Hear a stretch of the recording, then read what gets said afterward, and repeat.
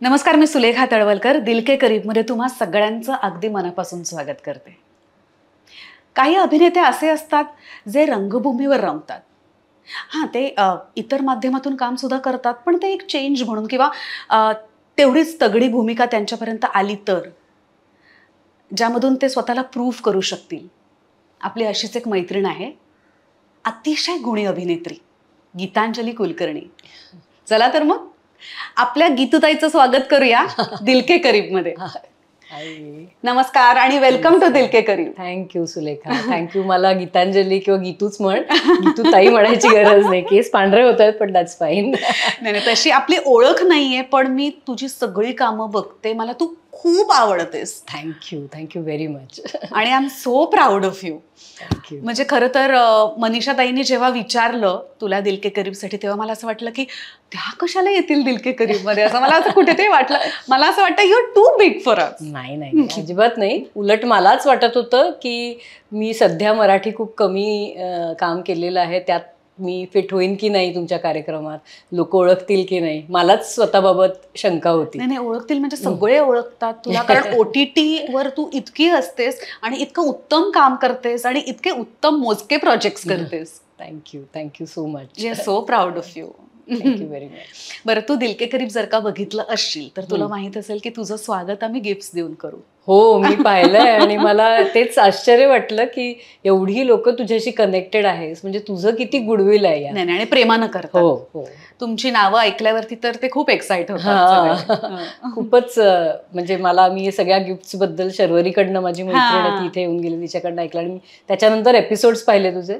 आणि मला तीच म्हणजे मला कौतुक याचं वाटलं तुझं आणि मनीषाचं, की तुम्ही इतक्या लोकांशी जोडल्या गेलेल्या आहात या कार्यक्रमामुळे, भारतातच नाही तर बाहेरही, परदेशात खूप. आणि त्यामुळे लोक तुम्हाला इतक्या प्रेमाने सगळं हे कोलॅबरेशन देतात. जी किती महत्वाची गोष्ट आहे आजच्या काळात. मला खरंय. आपली एक मैत्रीण आहे नीलिमा अमित नावाची, जी रेकी हीलर आहे, लाईफ कोच आहे, आणि तिने एक अतिशय सुंदर पुस्तक लिहिलंय, एक आयुष्य अनेक प्रवास, आनंदी जीवनाचं रहस्य. आणि हे इंग्लिश आणि मराठी दोन्हीमध्ये अवेलेबल आहे. अच्छा, अरे वा. Thank you Nilima Amit, thank you so much. मी नक्की वाचेन हे पुस्तक. आपली इंदोरची एक मैत्रीण आहे स्वातीताई म्हणून, स्वाती जोशी फाटक, ज्यांनी अनया म्हणून एक हिंदी लघुकथांचं पुस्तक लिहिलंय. सो यामध्ये ना वेगळ्या वेगळ्या बॅकग्राऊंड्सच्या, वेगळ्या वेगळ्या वयोगटाच्या स्त्रियांची स्टोरी आहे. अच्छा, नक्कीच वाचेन. माझं हिंदी वाचन जास्त आहे. हो ना. म्हणजे मला हिंदी पटपट वाचता येतं. मी केंद्रीय विद्यालयात शिकलेले आहे, त्यामुळे मला मराठी माझी कधी म्हणजे शाळेत शिकवली गेलेली भाषा नव्हती. त्यामुळे माझं हिंदी वाचन जास्त झालंय. आता अर्थात नाटकांमुळे मी मराठी जास्त वाचायला लागले, पण मला एक हिंदी बद्दल एक वेगळं प्रेम आहे. बरं, गंमत म्हणजे स्वातीताई तुझ्या खूप डायहार्ड फॅन आहेत. थँक्यू स्वाती. मी नक्कीच हे पुस्तक वाचीन आणि त्यातल्या गोष्टी वाचीन. Thank you very much, thank you so much. आपली आणखीन एक मैत्रीण आहे अर्चना देशपांडे म्हणून, आणि तिच्या ब्रँडचं नाव आहे पॉटरी डेन. सो तिने खूप छान मग्स पाठवले तुझ्यासाठी. हे बघ ना, हाऊ ब्युटिफुल. किती छान आहे हे, खूपच सुंदर आहे. आणि मला कॉफी खूप आवडते, त्यामुळे मी नक्की कॉफी ह्याच्यात पिन. Thank you very much. खूपच सुंदर रंग आहे, डॉटेड. बरं, पॉटरी डेननी आपल्या दिल के करीबच्या सगळ्या प्रेक्षकांसाठी ना DKK20 हा कुपन कोड ठेवलाय, जो वापरल्यानंतर प्रेक्षकांना पॉटरी डेनवर 20% डिस्काउंट मिळणार आहे. अरे वा, म्हणजे प्रेक्षकांची सुद्धा मजा आहे. Thank you very much. ह्याच्यावरच थँक्यू. आपली आणखीन एक मैत्रीण आहे सरिता पेडणेकर म्हणून, आणि पार्ल्यातलीच आहे. तिच्या ब्रँडचं नाव आहे शाकूज. ती खूप उत्तम लेदर प्रोडक्ट्स बनवते, आणि तुझ्यासाठी ही डार्क ब्ल्यू कलरची लेदरची, ओरिजिनल लेदरची पर्स पाठवली. वा. थँक्यू शाकूज. बापरे, एवढे माझे लाड होत आहेत. मला खूप छान वाटतंय.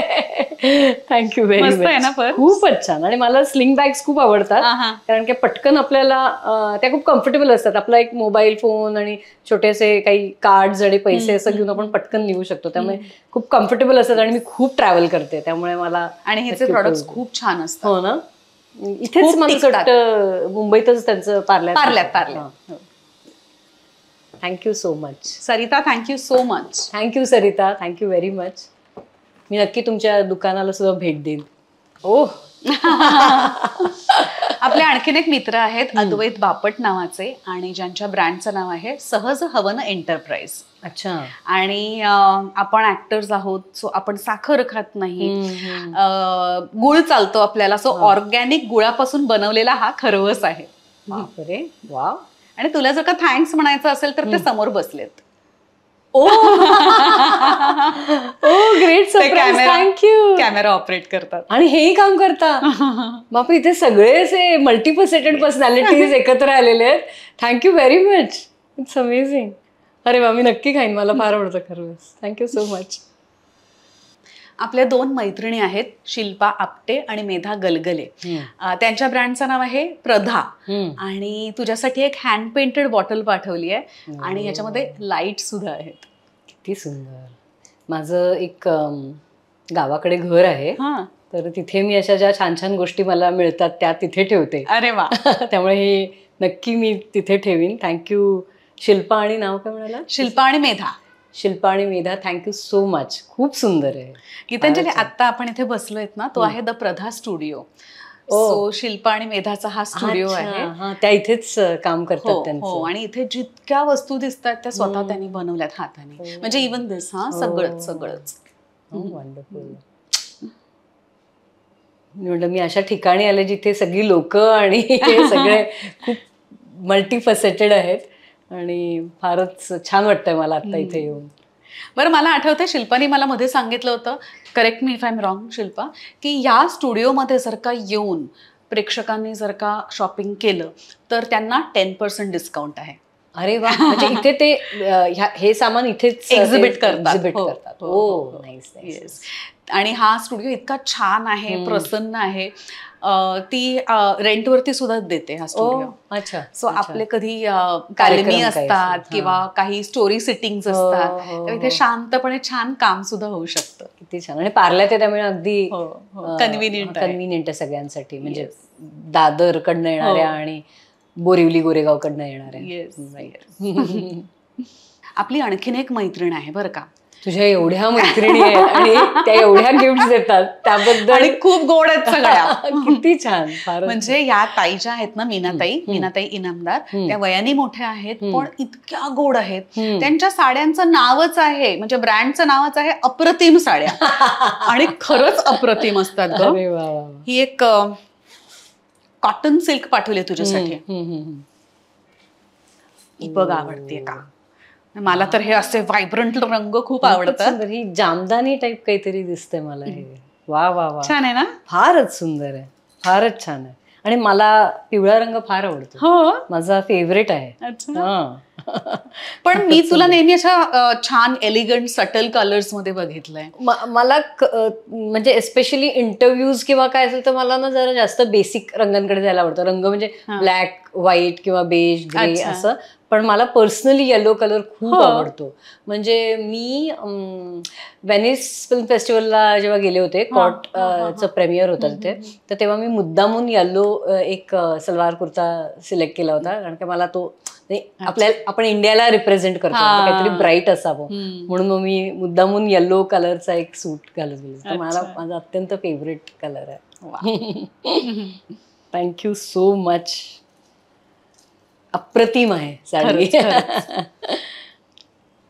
गीतांजली, आपले आणखीन एक मित्र आहेत निशांत आवळे नावाचे, आणि त्यांच्या ब्रँडचं नाव आहे चेरी पिक. तुझ्यासाठी एक मस्तपैकी केविन बॅग पाठवली आहे, आणि तुझ्या नावाचा हा नेम टॅग सुद्धा आहे बघ. ही बॅग दिली ते अगदी बरं केलं, कारण का एवढं सामान कुठे आणि कसं घेऊन जायचं. अरे थँक्यू सो मच. आणि किती टॅग छान आहे, फारच सुंदर. आणि त्याच्यावरती घर आहे, जी जागा मला अत्यंत प्रिय हो आहे, ना? जी मला सोडावीशीच वाटत नाही कधी. Thank you so much Nishant, thank you very much. हे अत्यंत काय आपल्यासाठी प्रवास हो ना, करणाऱ्यांसाठी हो ना. उपयोगी. हो, मी तर शूटिंगला पण नेते. हो हो, आजकाल कॉम्पॅक्ट पण आहे, फार मोठी पण नाही, हा. फार लहान पण नाही. नाही, अगदीच उपयोगी. आणि मी असं खूप इकडे तिकडे प्रवास करत असते, तर त्यामुळे मला अगदी उपयोगी पडणार आहे ही बॅग. Thank you so much. निशांतनी ना आपल्या सगळ्या दिल के करीबच्या प्रेक्षकांसाठी या बॅगेवर 35% डिस्काउंट ठेवलाय. क्या बात आहे. म्हणजे दिल के करीब जे बघतात ते सुद्धा तुझ्या दिल के करीब येतात. येस. थँक्यू.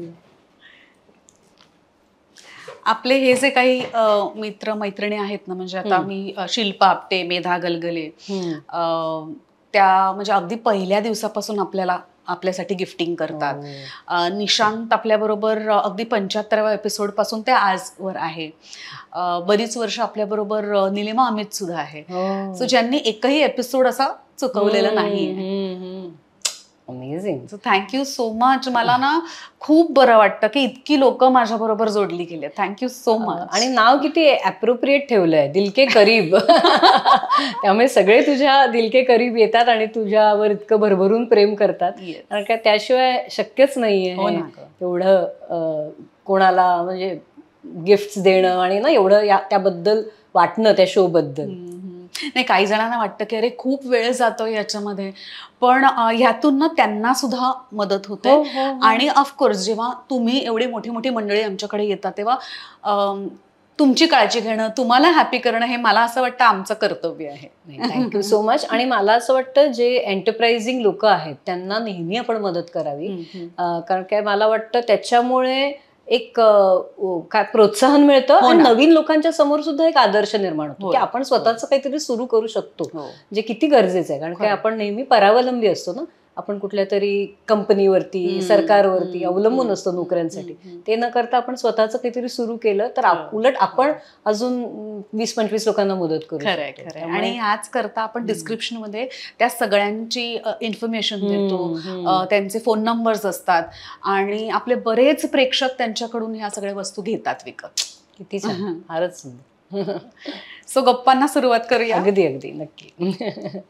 बरं, तू हिंदी म्हणू नकोस, मराठी म्हणू नकोस, बरं सगळी माध्यमं सुद्धा, अगदी नाटक, मालिका, सिनेमा, आता वेब सिरीज सुद्धा, या सगळ्यात दिसतेस, उत्तम काम करतेस, पण तरी सुद्धा तू सोशल मीडियावर वगैरे अशी फार ऍक्टिव्ह नसतेस किंवा फार इंटरव्ह्यूज देत नाहीस. हे जाणीवपूर्वक करतेस? जाणीवपूर्वक असं नाही, पण मी तशी, मला असं वाटतं मी अशी भेटले की खूप एक्स्ट्रोवर्ट आहे, पण मला फार सगळ्यांना आपण सांगावं असं वाटत नाही. त्याचं कारण एक आहे की मला वाटतं खूप लोकांनी खूप महत्वाची कामं करून ठेवलेली आहेत आणि आपण काही इतकं महत्वाचं करतोय असं मला वाटत नाही, जे कदाचित माझ्यासाठी महत्वाचं असेल, पण ते सगळ्यांना कळावं आणि लोकांनी आपल्याकडेच आपलंच काम बघत राहावं, आपल्याबद्दलच वाचत राहावं असं मला वाटत नाही. तर उलट मला वाटतं की आपण ती स्पेस ज्या लोकांनी फार महत्वाची कामं करून ठेवलेली आहेत त्यांच्यासाठी ठेवली आणि आपलं काहीतरी काम बॉम्बार्ड नाही केलं तर कदाचित लोकांना तो एक वेळ मिळेल ह्या सगळ्या गोष्टींकडे लक्ष देण्याचा. आणि मला स्वतःला मी ज्या लोकांना मानते आणि मला जी लोक आवडतात क्रिएटिव्ह क्षेत्रातली, ती लोक नाही आहेत इंस्टाग्रामवरती आणि सोशल मीडियावरती किंवा फेसबुकवरती, आणि त्यांचं काम अत्यंत उत्तम आहे. त्यामुळे मला वाटतं की ते माझा आदर्श आहेत. त्यामुळे मी अगदी कम्प्लिटली त्यांच्यासारखी नाही होऊ शकले अजून, पण माझा प्रयत्न नेहमी तो राहील आणि मला त्यांच्यासारखं काम करायचंय कुठेतरी जाऊन. तर ते कधी होईल तितकी माझ्यात तपश्चर्या आहे की नाही मला माहिती नाही, पण त्यामुळे मी शक्यतोवर कमी असा असे इंटरव्ह्यूज द्यायचे किंवा सोशल मीडियावरती आपलं फोटोज टाकायचे हे मी अवॉइड करते. आता तू म्हणाली तुझे आदर्श म्हणजे कोण, काय नाव सांगशील? म्हणजे माझ्या क्षेत्रातले मी सांगेन की मला चैतन्य ताम्हाणे ज्यांनी कोर्ट नावाचा सिनेमा डायरेक्ट केला होता, जेव्हा मी त्याच्यासोबत काम केलं तेव्हा तो 25च वर्षाचा होता आणि मी मला असं 38 वर्षाचे होते. आणि मला वाटलं हा काय आहे मुलगा, हा इतका हुशार आहे, त्याला त्याच्या माध्यमाची एवढी छान जाण आहे आणि तो स्वतःला किती रिस्ट्रेन करू शकतो अनेक गोष्टींपासून. म्हणजे मला एक सिनेमा मिळाला, माझा सिनेमा इतका जागतिक दर्जाचा सिनेमा झाला, पण तो पटकन त्यांनी कुठला तरी हिंदी सिनेमाच परत केला किंवा खूप इंटरव्ह्यूज दिले किंवा लगेच काहीतरी. तो खूप चुझी आणि त्याचं कारण आहे कारण की त्याला त्याच्या कामावरती कॉन्सन्ट्रेट करायचं आणि त्याला नेमकं जेव्हा गरजेचं आहे तेव्हाच बोलायचं. तर हे अशी लोक मला आवडतात. रघुवीर यादव नावाचे एक ऍक्टर आहेत जे मला फार आवडतात. माझ्या मुंगेरीलाल. अगदी मुंगेरीलाल. माझ्या लहानपणापासून मी त्यांचं काम बघितलंय. मॅसी साहब नावाची एक फिल्म केली होती त्यांनी, प्रदीप किशनने डिरेक्ट केली होती. तर मला ती फार आवडली होती आणि मला वाटलं तर असा ऍक्टर, असा दिसणारा ऍक्टर आहे हा आणि तरी हा मेन रोल करतोय, हे कसं काय शक्य झालं असं. तेव्हा एक आपली धारणा असते ना हिंदी सिनेमा पाहून की अशा पद्धतीच्या पर्सनॅलिटीज हिरो हिरोईन होतात. तर त्यांचं काम पाहून मी खूपच लहानपणापासून प्रभावित झाले. तर त्यामुळे ही लोक खूप शाय आहेत आणि हे लोक खूप असं सारखं स्वतःला प्रेझेंट करत नाही, पण त्यांची कला तितकीच ताकदीची आहे. तर मला अशी लोक खूप अट्रॅक्ट करतात आणि त्यामुळे मी कदाचित माझी तेवढी ताकद नाहीये त्यांच्यासारखं होण्याची, पण माझा नेहमी प्रयत्न असतो की आपण तितकं साधेपणानं आपलं आयुष्य बघितलं तर कदाचित आपल्या कामात जास्त डेप्थ येईल. अच्छा अच्छा. हे मला तुझ्याविषयी खरंच जाणून घ्यायचंय. आत्ता तू खूप छान अभिनय करतेस आणि कामाविषयी तुला किती लगाव आहे किंवा किती प्रेम आहे तुझं कामावर, हे सगळं आत्ताचं माहिती आहे, ते तुझ्या कामामध्ये रिफ्लेक्ट सुद्धा होतं. पण तू लहानपणी कशी होतीस किंवा गीतांजली शेरीकर जेव्हा होतीस तर ते दिवस कसे होते, या क्षेत्रात कशी आलीस, तुझे आई वडील काय करायचं, हे खरंच सगळं जाणून घ्यायला खूप आवडेल. खूपच काय म्हणतात मजेशीर आहे माझं सगळं बॅकग्राऊंड, कारण काय माझे कोणीच नातेवाईक ह्या क्षेत्रात नाहीत आणि मी सांगितल्याप्रमाणे मगाशी की मी केंद्रीय विद्यालयामध्ये शिकले, त्यामुळे आमच्या इथे जास्त हिंदी आणि इंग्लिश ह्या भाषांचा वापर व्हायचा. पण आमची जी कॉलनी होती जिथे मी थँक्यू सो मच, मी IIT पवईमध्ये माझं बालपण गेलं आणि IITत काम करणाऱ्या लोकांनी एक सोसायटी बांधली, श्रद्धा माता हाऊसिंग सोसायटी, अगदी IITच्या मेन गेटच्या समोर आहे. आणि तिथे सगळे IITत काम करणारे मराठी लोक जी होती त्यांनी ती मिळून बांधलेली. सारस्वत बँक नी मदत केली तेव्हा आणि त्यांची ब्रांचही तिकडे खूप जुनी आहे.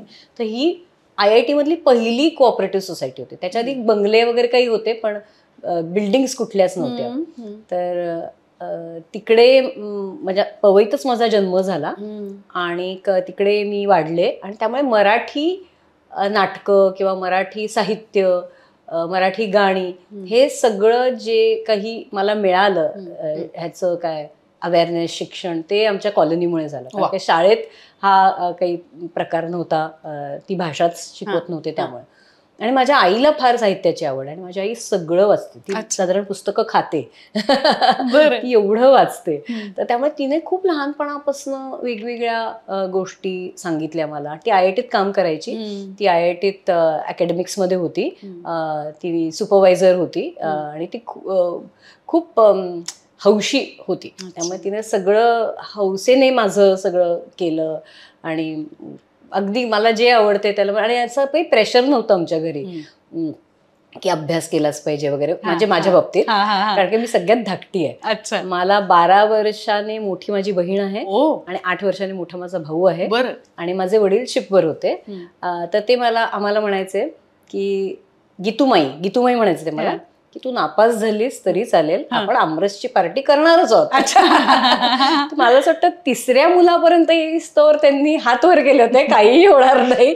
तर त्यामुळे मला खूप सूट मिळाली आयुष्यात आणि मला कधीच प्रेशर नव्हतं. आणि ते म्हणाले तू आमच्या एंटरटेनमेंटसाठी निर्माण झालेली आहेस असं ते म्हणायचे. तेच मी करते, मला असं वाटतं त्याच क्षेत्रात मी आलेले. पण खूपच मस्त बालपण गेलं आणि खूप माझा एक ग्रुप होता आमच्या 7-8 मैत्रिणींचा. आम्ही थोडक्यात सांगायचं तर मवाली होतो. खूप टवाळक्या करायचो, खूप मस्ती करायचो आणि हेच मग गणपतीत कार्यक्रम सादर करणे आणि काय ना न्यू इयर्स ना काहीतरी न्यू इयरला काहीतरी करणे, स्वतःच काहीतरी तयार करणे, स्किट्स, गाणी, नाच सगळं.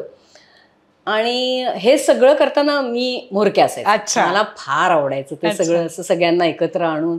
आणि मला तो जो रिहर्सलचा काळ असायचा ना, जो तालमीचा काळ, म्हणजे तेव्हा काय असं तालीम वगैरे माहिती नसायची, पण आपण काहीतरी एकत्र मिळून करतो, तो माझ्यासाठी फॅसिनेटिंग असायचा. मला फार ते आयडिएशन, ते एक्झिक्युशन, त्याच्या रिहर्सल्स हे सगळं खूप आवडायचं. आणि हे मला लहानपणापासून लक्षात आलं की मला नाटक हे माध्यम आवडतं. कारण काय, मी लहानपणापासून जेव्हा रिहर्सल्स मोठ्यांच्या सुद्धा पाहिजे, आमच्या कॉलनीमध्ये जेव्हा नाटकं व्हायचे, मी 3-3 तास बसून राहायचे तालमीच्या वेळेस. आणि मी तिसरीत असेल, दुसरी किंवा तिसरीत, आणि मला आवडायचं ते. तर माझ्या सगळ्या मैत्रिणी बाहेर जाऊन खेळायच्या, पण म्हणजे नाही मी नाही येणार. तर मला असं वाटतं काहीतरी कनेक्शन लहानपणापासून ते तयार झालं होतं. मी पवईला राहायचे, त्यामुळे कधी मला असं काय म्हणतात आविष्कार वगैरे मध्ये येऊन नाटक करायला जमलं नाही, कारण तेव्हा 1-2 बसेस असायच्या पवई.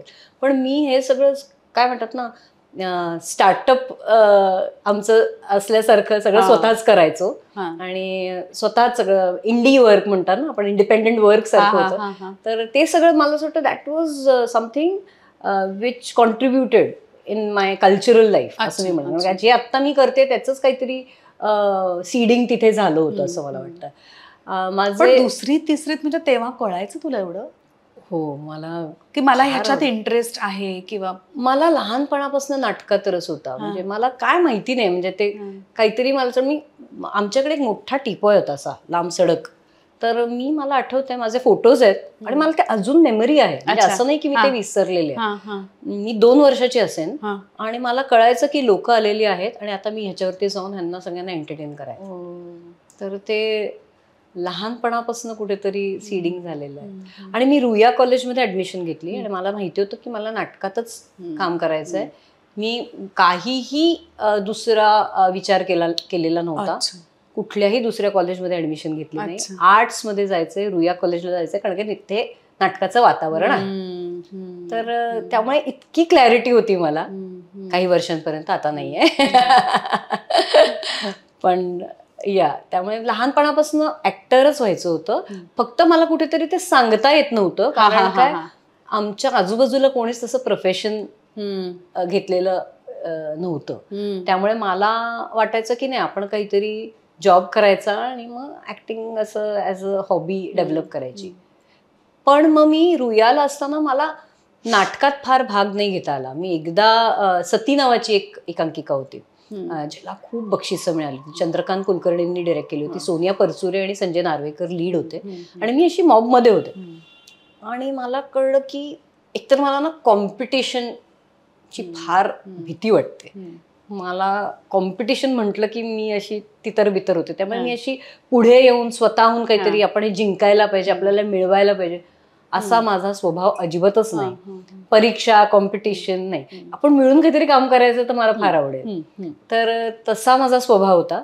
त्यामुळे मी त्या कॉम्पिटिशनच्या ह्याच्यात फार रमले नाही. पण परत तिथेही तेच झालं की मी जेव्हा चंदू सर डिरेक्ट करायचं, ती प्रोसेस मला आवडायची. आणि एक सुधा नायर म्हणून आमची प्रोफेसर होती आणि ती तरुण होती, म्हणजे अशी ती नुकती MA झालेली होती आणि आम्हाला इकॉनॉमिक्सला शिकवायची.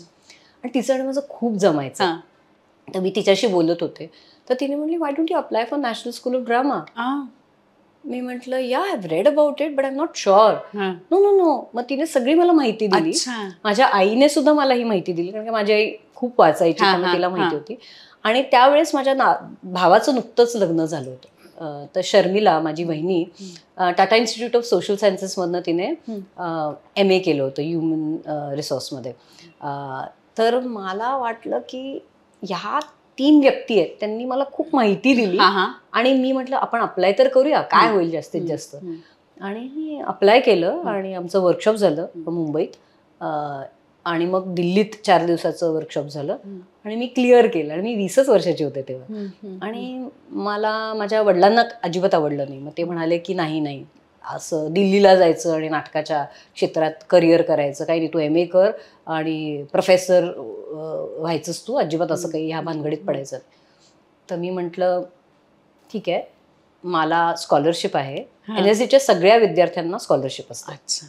आमच्या वेळेस काहीतरी 600-800 रुपये होती आणि आता किती 8,000 रुपये झाली आहे. तर मी म्हटलं 600 रुपयात तेव्हा नक्कीच भागायचं. दिस वॉज इन 1993. तर त्यामुळे मी म्हटलं मला तुमच्या पैशाची गरज नाही, मला तुमच्या सपोर्टची गरज नाही. बापरे. हा उद्धटपणा माझ्यात होता. आता मी लोकांना वाटते फार किती साधी बाई आहे वगैरे, अजिबात नाही. मी अत्यंत उद्धट होते आणि तो उद्धटपणा मला उपयोगी पडला. आणि त्या वयात तो उद्धटपणा गरजेचाच असतो, कारण तुम्हाला तुमचा मार्ग शोधायचा असतो. आणि मी ठरवलं की मी जाणार आहे. आणि थँकफुली माझी मावशी दिल्लीत राहायची, त्यामुळे तिचा कुठेतरी मला आधार मिळाला. आणि मला माहित होतं की मला काही अडचण आली तर मी तिच्याकडे जाऊ शकेन. आणि त्या दोघांनी, माझ्या त्या मावशी आणि काकांनी मला खूप मदत केली दिल्लीत. कारण की मी हा उद्धटपणा दाखवला, पण इतकं सोपं नसतं. जेव्हा इंटरनेट नव्हता, मोबाईल फोन नव्हता, आपल्याला STD बूथवरती उभं राहायला लागायचं फोन करायला. पत्र सुद्धा खूप उशिरा पोचायची, ईमेल्स नव्हते. तर तेव्हा कसं आईवडिलांशी आणि फॅमिलीशी तुम्ही संपर्क साधणार. आणि त्यात हॉस्टेलचं लाईफ नाही म्हटलं तरी एक सॉलिटरी लाईफ असतं, किती तुम्ही एकत्र काम करत असला वगैरे वगैरे. तर तो एक महत्वाचा काय म्हणतात भाग होता माझ्या आयुष्याचा, नॅशनल स्कूल ऑफ ड्रामाला जाणं. आणि आमच्या म्हणजे फॅमिलीची बॅकग्राऊंड ही, आणि त्यातनं मी मार्ग काढत माझा मार्ग थँकफुली शोधला. वा. आई वडिलांची नावं नाही कळली. माझ्या आईचं नाव सीमंतिनी शेरीकर आणि माझ्या वडिलांचं नाव, आता वडील नाही आहेत, ते मर्चंट नेव्हीमध्ये होते, कॅप्टन होते.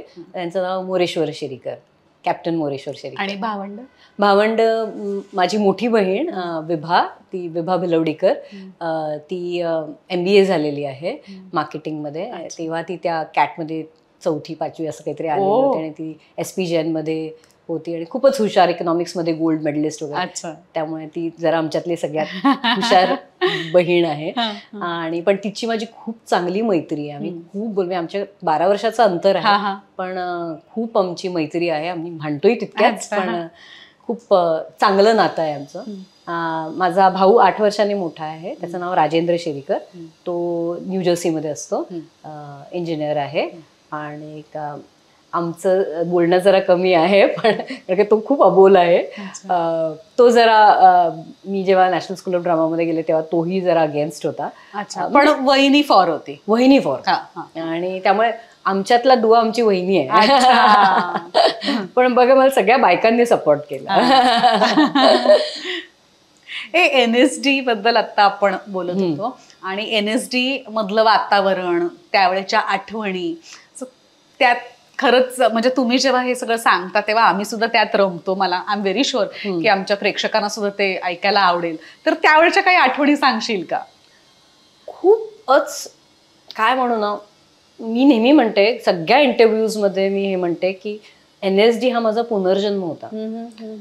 मी ज्या वातावरणात वाढले, मी जे शिक्षण घेतलं, त्याचा एक पूर्णपणे वेगळा एक काय म्हणतात ना, एक वेगळं एक्सपोजर मला NSDने दिलं. माझे टीचर्स, माझे जे क्लासमेट्स, यांच्याकडनं मी एवढं शिकले. आणि मला तोपर्यंत काय वाटायचं, म्हणजे जेव्हा मी नाटकात कामं केली किंवा एकांकिका स्पर्धेत कामं केली किंवा मी मोनो ॲक्टिंग कॉम्पिटिशन्समध्ये खूप भाग घ्यायचे, तर मला वाटायचं की ॲक्टिंग म्हणजे पाठ करायचं आणि इमोट करायचं. म्हणजे हसायचं असेल तर हसायचं, रडायचं असेल तर रडायचं. आणि ते आपल्याला छान येतं असं मला वाटायचं आणि मज्जा येते. तर काय शिकायचं याच्यात जाऊन, तर 3 वर्ष हेच करायचं आणि मला तर सगळं येईल असं मला वाटायचं. आणि तिथे गेल्यावरती मला कळलं की नाही, नाटक म्हणजे हे एक एक्सप्रेशन आहे. आणि ते एक्सप्रेशन त्या काळाचं, त्या वेळेचं, ती जी गोष्ट आहे ती त्या काळाची गोष्ट आहे. त्याच्यासाठी तुम्हाला त्या काळाचा अभ्यास करणं गरजेचं आहे. आणि तो काळ कसा निर्माण झाला, त्यामुळे त्याच्या मागचा जो इतिहास आहे तो वाचणं गरजेचं आहे. ती गोष्ट त्या काळात का झाली, त्याच्यासाठी तुम्हाला सोसायटी अशी का आहे हे माहिती असणं गरजेचं आहे. त्याच्यातलं पॉलिटिक्स काय आहे हे असणं गरजेचं आहे. तुमच्या इकॉनॉमिक स्टेटसमुळे तुमचं वागणं बदलतं हे माहिती असणं गरजेचं आहे. आणि हा केवढा मोठा रिसर्च आहे. मग दडपण आलं तुला? खूप दडपण आलं. मी ऍब्सोल्युटली क्लोज झाले. म्हणजे जे मला वाटायचं, जो उद्धटपणा, कॉन्फिडन्स सगळा होता, तो सगळा गेला. आणि खूप एका अर्थाने डिफिकल्ट पण अत्यंत गरजेचा तो काळ होता. 3 वर्ष तिथे होते. खूप वेगळ्या पद्धतीची लोक भेटली. म्हणजे माझ्या वर्गात एक रांची मधली आदिवासी मुलगी होती, अनिता नेहा खालको नावाची. झिलमिल हजारिका जी आसाम मधली होती मुलगी. नवाजुद्दीन सिद्दीकी जो आता मोठा ऍक्टर आहे तो माझा क्लासमेट होता, जो अत्यंत युपीच्या छोट्या गावात आलेला होता. स्वानंद किरकिरे जो कुमारजी आणि यांच्या सगळ्या अशा कलाकारांच्या मध्ये त्याचं आयुष्य गेलेलं होतं आणि त्यांनी खूप नाटक केलेलं होतं. अशी ही सगळी लोक माझ्या सोबत होती आणि त्यांच्याकडनं मला एवढं एक्सपोजर, एवढं शिक्षण. मी 20च वर्षाची होते, मला काही फार कळत होतं अशातला भाग नाही. आणि आमचे टीचर्स, एक रॉबिन दास म्हणून आमचे सर होते, त्यांचा मला आठवतं अजूनही क्लास. सिनिक डिझाईन नावाचा मला एक विषय होता, ज्याच्यात आपण सेट्स वगैरे जे कसे तयार करतो त्याच्यासाठीचे ते शिक्षण होतं. आमचं पहिलं वर्ष फाउंडेशन कोर्स असायचं, ज्याच्यात आम्हाला सगळं शिकवलं जायचं. Sets, lights, makeup, carpentry, engineering, drawing, world history, Indian history आणि मग ॲक्टिंग सुद्धा. असं तर मग तुम्हाला सगळ्या बाजूने एखादं नाटक कसं लिहिलं जातं किंवा एखादा लेखक का ते नाटक लिहितो आणि ती पात्र कशी बघायची, म्हणजे ह्याचा सगळ्याचा अभ्यास आम्हाला पहिल्या वर्षी फाउंडेशन कोर्समध्ये द्यायचा. तर तेव्हा सिनिक डिझाईन क्लासमध्ये आमच्या त्या रॉबिन दासने आम्हाला वर्गाच्या बाहेर नेलं आणि असे लॉन जिथे तिथे आम्ही कुठेही बसलेलो होतो, इतकं इन्फॉर्मल. आणि ते असे बसलेले होते, ते सिगरेट पित होते आणि आमच्याकडे बघतच नव्हते आणि इकडे बघून काय काय काय काय आम्हाला सांगत होते, प्राण्यांबद्दल, झाडाबद्दल, ट्रॅफिक जॅम बद्दल, असं काहीतरी वेगळंच. म्हणजे हे सगळ्याचा नाटकाशी संबंध काय, असं मला तेव्हा वाटत होतं. आणि आजही मला तो क्लास लक्षात आहे की त्याचा संबंध आहे नाटकाशी. प्रत्येक पात्राशी संबंध आहे जे आपण करतो. म्हणजे प्रत्येक पात्र हे अत्यंत, आपण जसे आहोत ना, आपण त्या प्रॉडक्ट ऑफ दॅट एरा, तर त्यामुळे प्रत्येक पात्र सुद्धा प्रॉडक्ट असतो त्या एराचा. तर त्या एराचा अभ्यास तुम्हाला नसेल तर तुम्ही ते पात्र कसं करणार. निभा जोशी म्हणून एक टीचर होत्या, त्या जोशी म्हणजे मराठी नव्हत्या, त्या उत्तराखंडच्या होत्या आणि अशा एवढूशा होत्या, गोऱ्या गोऱ्या एकदम. आणि त्यांचा ड्रेसिंग सेन्स एकदम वेगळा. आपल्याला कसे शिक्षक आपले साडी किंवा सलवार कमीज किंवा कुर्ता आणि असं, त्या असं काहीतरी पायजमा घालायच्या, एवढूचा टी शर्ट, असं काहीतरी स्कार्फ बांधायच्या आणि अशा अशा अशा अशा यायच्या आणि जाता जाता तुम्हाला त्या शिकवून जायच्या की मी नेहमी काहीतरी बुचडा बांधलेले किंवा पोनीटेल बांधलेले मी जात असायचे आणि माझी खोलो खोलो बाल छोडो, you are an actor, you should experiment, जे तू सांगत होतीस.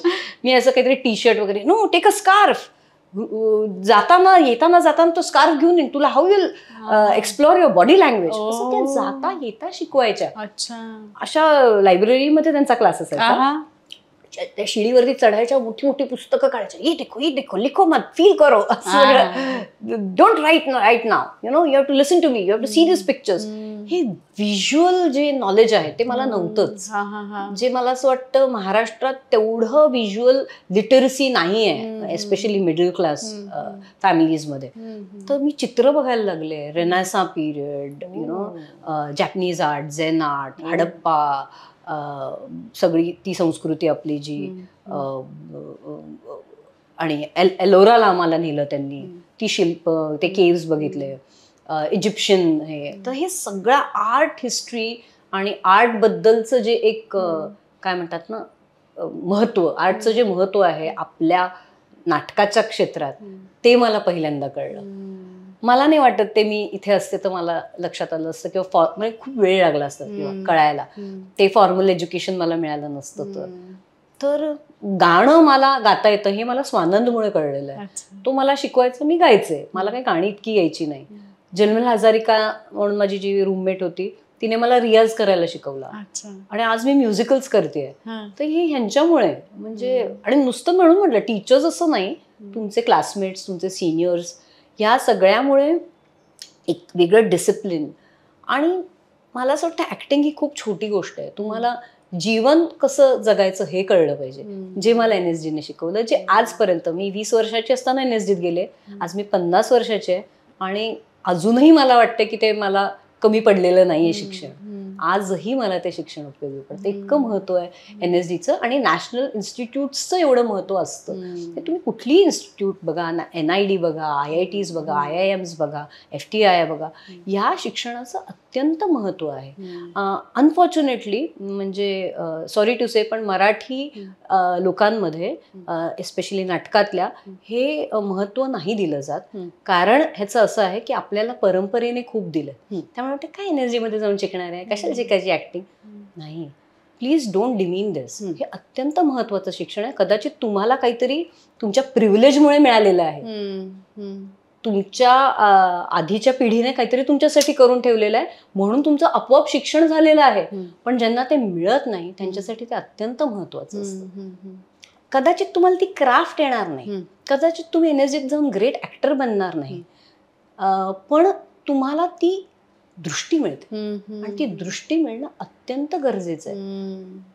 आणि कितीही नावं ठेवली तरी आज आपण भारतातले उत्तम नट नट्या बघितल्या तर ते मॅक्झिमम लोक NSDतली असतात.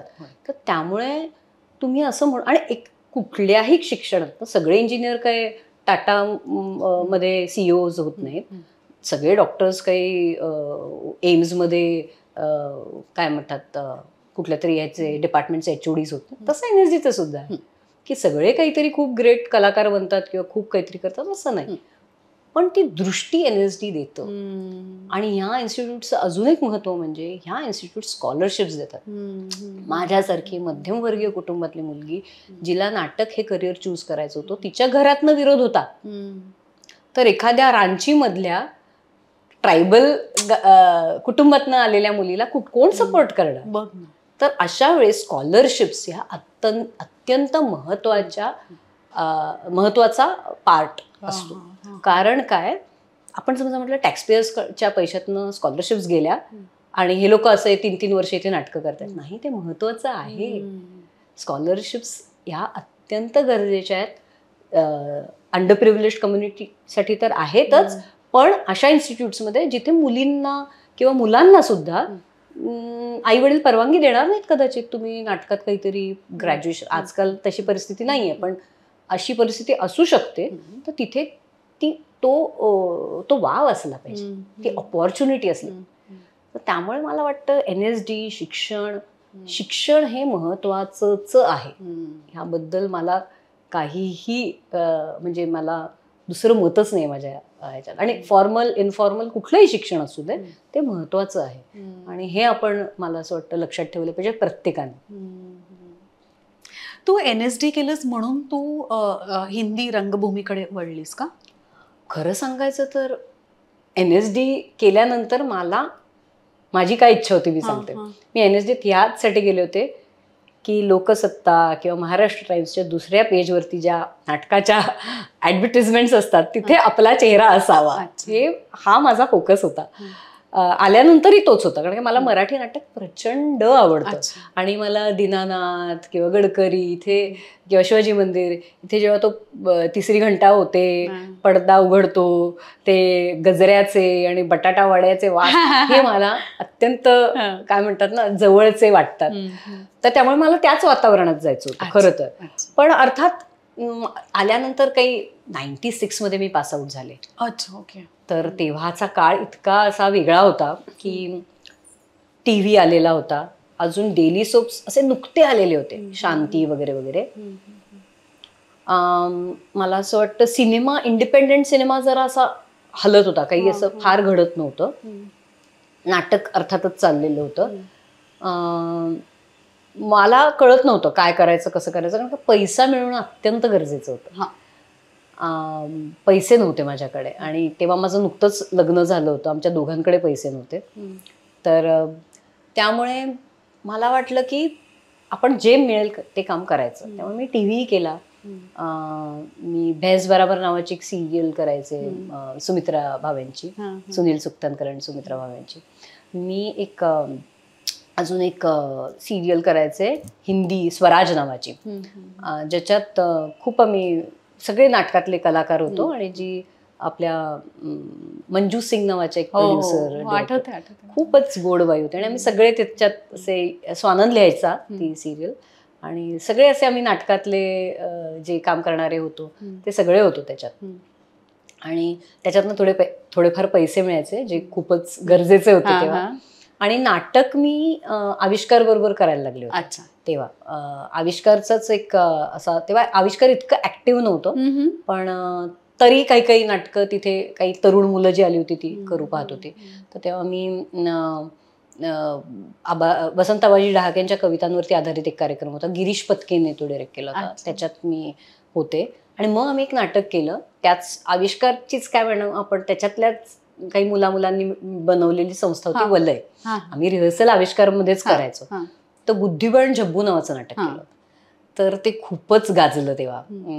आणि त्याचे शोज आम्ही, म्हणजे प्रायोगिक नाटक होतं पण सगळे शोज हाऊसफुल जायचे त्याचे. आम्ही 50-60 प्रयोग केले त्याचे. आणि संगीत डेबूच्या मुली नावाचं नाटक केलं, परेश मुकाशीचं नाटक होतं. आणि त्याच्यात ऍक्च्युअली केतकी थत्ते आणि अश्विनी निमकर काम करायच्या, पण केतकीची परीक्षा सुरू झाली 12वीची, त्यामुळे तो रिप्लेसमेंट बघत होता. आणि माझी आणि परेशची ओळख होती, तर त्यामुळे तो म्हटला तू करशील का, तर मी म्हटलं हो मला आवडेल, मला फार आवडलंय ते नाटक. आणि मीच जास्त प्रयोग केले, कारण केतकीची 12वी असल्यामुळे आम्ही सगळे प्रयोग मलाच करावे लागले. त्याचे जवळजवळ 100-150 प्रयोग केले महाराष्ट्रभर.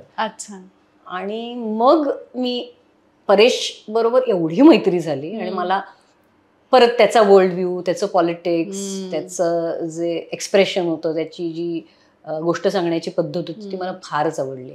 आणि मला त्यांनी खूप मदतही केली ॲज अन ॲक्टर. काय होतं, मी जे मगाशी म्हटलं की NSD मधून नॉट नेसेसरीली तुम्ही बाहेर येता तेव्हा एक उत्तम स्किल्ड कलाकार असाल. माझ्या बाबतीतही तसंच होतं की मी अजिबात कॉन्फिडंट नव्हते, मला कळत नव्हतं, आणि कन्फ्युजनचा काळ होता. काय आपल्याला करायचंय, कसं करायचंय, हे मला येईल की नाही, एवढं पण पाहून ठेवलेलं आहे. तुम्ही एवढ्या मोठ्या मोठ्या लोकांना पाहता तेव्हा तुम्हाला कळत नाही एक्झॅक्टली मी कशाला धरू, माझी काय पद्धत आहे हे कळत नाही. बुफेमध्ये जसं आपल्याला कळत नाही अरे हे हाही पदार्थ आहे, चायनीज आहे का पंजाबी आहे का महाराष्ट्रीयन, का काय खाऊ मी, असं वाटतं. तसं झालेलं होतं, आणि त्याच्यामुळे अपचनही होतं. त्यामुळे कळत नाही काय करावं. पण परेशने मला खूप काय म्हणतात ना, बेसिक गोष्टींवरती परत आणलं. त्यांनी सांगितलं ह्या गोष्टी कर, तुला हेल्प होईल. आणि त्याच्यामुळे मला, आणि परेश सोपं करून आणि खूप काय म्हणतो ना, खूप चांगला दिग्दर्शक आहे तो. इतकं तुमचं हँड होल्डिंग करतो, कधी तुम्हाला काय म्हणतात ना, तुमचा कॉन्फिडन्स घालवेल, किंवा उलट तो तुम्हाला मदत करेल. तो हे माझंच काम आहे, तुला यायला पाहिजे असं मी म्हणणारच नाही, माझंच काम आहे असं तो सगळ्या कलाकारांना सांगतो. खूप डिसिप्लिन्ड आहे, जे माझ्यासाठी फार महत्वाचं होतं. मी स्वतः खूप डिसिप्लिन्ड आहे, आणि त्यामुळे मला तो 15 मिनिटं आधी यायचा आमच्या रिहर्सलच्या. तो स्वतः झाडू मारायचा. आणि मी परत म्हटलं ना, परेश मुकाशी अजून एक आदर्श माझा, की तो या सगळ्याला कधी भुलला नाही, या सगळ्या इतर गोष्टींना आपलं काम. आणि त्यामुळे अशा माणसासोबत काम करताना मी 3 नाटकं केली त्याच्यासोबत, संगीत डेबूच्या मुली, मुक्काम पोस्ट बोंबिलवाडी आणि लग्न कल्लोळ. त्यामुळे खूप मोठा प्रभाव आहे त्याचा माझ्यावर, आणि त्याचा जो अभ्यास आहे, त्याचा जो रिसर्च आहे, त्यांनी जी मला पुस्तकं वाचायला सांगितली, त्याचा जो माझ्यावरती एक ना, अच्छा हे सगळं आपण वाचलं पाहिजे, महाभारत, रामायण, खूपच भारतीय विवाह संस्थेचा इतिहास म्हणून राजवाड्यांचं एक पुस्तक आहे, ते त्यांनी मला वाचायला दिलं. की आपले सगळे कन्फ्युजन्स असतात ना त्या काळात, आपण तरुण असतो, आपल्याला कळत नसतं. तर अनेक गोष्टी त्याच्यामुळे मला कळल्या आणि समजल्या, not just as an actor. परत म्हणजे मला नेहमी वाटतं अभिनय ही खूप छोटी गोष्ट आहे माझ्या आयुष्यातली, आणि कोणाच्याही आयुष्यातली. आपण इतके सगळे वेगवेगळे अनुभव घेत असतो. त्यामुळे परेशकडनं मला तो सपोर्ट मिळाला, तो कॉन्फिडन्स मिळाला. आणि म्हणून मग मराठी इनफॅक्ट नाटकं सुरू झाली. म्हणजे तुझ्या प्रश्नाचं उत्तर आहे की हिंदी रंगभूमीकडे मी खूप नंतर वळले, उलट मी मराठी नाटकांपासून सुरुवात केली, आणि तो खूप महत्वाचा भाग होता माझ्या आयुष्यातला. मग हिंदीकडे कधी वळलीस तू? काय झालं, मी मराठी नाटकं करत होते. मुक्काम पोस्ट बोंबिलवाडीचे 500 जवळजवळ प्रयोग झाले. अत्यंत गाजलं ते नाटक, खूपच लोकांना आवडायचं, आणि सगळी आमची टीम नवीन होती. आणि परत ना it was like a startup. पहिल्यांदाच प्रोड्यूस करणारे संतोष काणेकर आणि अभिजित साटम, पहिल्यांदाच कमर्शियल नाटक डिरेक्ट करणारा परेश, लिहिणारा आम्ही सगळे कलाकार, ऋषिकेश जोशी, मी, वैभव मांगले, जितेंद्र जोशी, चिन्मय केळकर, सोनाली, विनोद, आम्ही सगळे कलाकार होतो. विनोद लवेकर, हे सगळं आम्ही सगळे पहिल्यांदा कमर्शियल नाटक करत होतो. पण खूप छान प्रयोग व्हायचा आणि खूप लोकांना आवडायचं. म्हणजे अगदी तेंडुलकरांपासून सगळ्यांनी त्याची स्तुती केलेली होती. आणि त्याच दरम्यान लग्न कल्लोळी 1.5-2 वर्षांनी आलं. ही 2 नाटकं झाली आणि त्याच्यानंतर मला नाटकच मिळेना मराठी. अच्छा. आणि मला इनफॅक्ट लग्न कल्लोळसाठी काहीतरी बक्षीस वगैरे सुद्धा मिळालं असतं, काहीतरी ते अवॉर्ड्स वगैरे असतात तसं काहीतरी मिळालं होतं. आणि मी पूर्ण वेळ नाटकाला देत होते. म्हणजे असं काही नाही की मी सिरियल करत, आणि तरी मला नाटक मिळेना. आणि मला काही कळत नव्हतं की का असं होतंय आपलं. आणि असं काही इतकं आपण वाईट काम करतोय की लोक आपल्याला विचारत नाहीयेत की काय. तर मला कळलं नाही. मी आपलं नेहमीच्या प्रमाणे काही प्रोड्युसर्सना फोन करणे, डिरेक्टर्सना, हो नाही नाही करूया काम वगैरे वगैरे असं सगळं म्हणाले, पण प्रत्यक्षात कोणीच काही देत नव्हतं. मग त्या 1.5 वर्षात मी सुद्धा माझ्या घरातल्या जरा कामात बिझी झाले. म्हणजे 2004 वगैरे मी म्हटलं नाही आपण बघूया, जमेल तसं काम करूया. आणि मी तेव्हा काहीतरी एखाद दुसरं सिरियल्ससाठी सुद्धा काहीतरी प्रयत्न करत होते. आणि मग परत मला संतोष काणेकरने एका नाटकासाठी विचारलं. तर तो रोल मुक्काम पोस्ट बोंबिलवाडीतल्या त्या काकूसारखाच होता. तर मी जरा हेजिटेंट होते आणि मी वाचलं नाटक. तर ते परत ना एक टिपिकल कमर्शियल नाटक जसं असतं, कॉमेडी, तसं होतं. तर म्हटलं नाही नाही आपण असं नाही करायचं की एकाच, म्हणजे मला परेशची नाटकं जास्त आवडतात किंवा जास्त भावतात. आपण ऍक्टर आहोत ना, मग आपल्याला जे येतं समोरून ते आपण केलं पाहिजे. सो आपल्याकडे जनरली आपण त्या पद्धतीने काम करतो. आणि नाटक करायला लागले आणि मला खूप प्रश्न पडायला लागले. म्हणजे मला वाटलं की मला या नाटकाचा भाग व्हायचंय का, मला ही गोष्ट सांगायची आहे का. ते नाटक साधं होतं. म्हणजे एक घरातला नोकर आहे आणि 4 बायका आहेत त्या घरातल्या, आणि तो सगळ्यांना विचारतोय की लग्न करावं. म्हणजे सगळ्यांच्या नात्यात प्रॉब्लेम आहे आणि त्याला लक्षात की लग्नाचा जे टिपिकल विनोद असतात ना लग्नावरती, तशा पद्धतीचं नाटक होतं ते.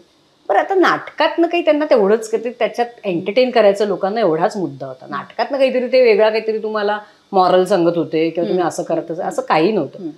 पण ते माझ्या पद्धतीच्या व्यक्तीला ते पटत नव्हतं की मला अशी गोष्ट सांगायची एका वरवरची, ज्याला फक्त की तुम्ही म्हणजे एक लग्नावरती विनोद, बायकांवरती विनोद असं मला सांगायचंय का, हा मी स्वतःला प्रश्न विचारत होते.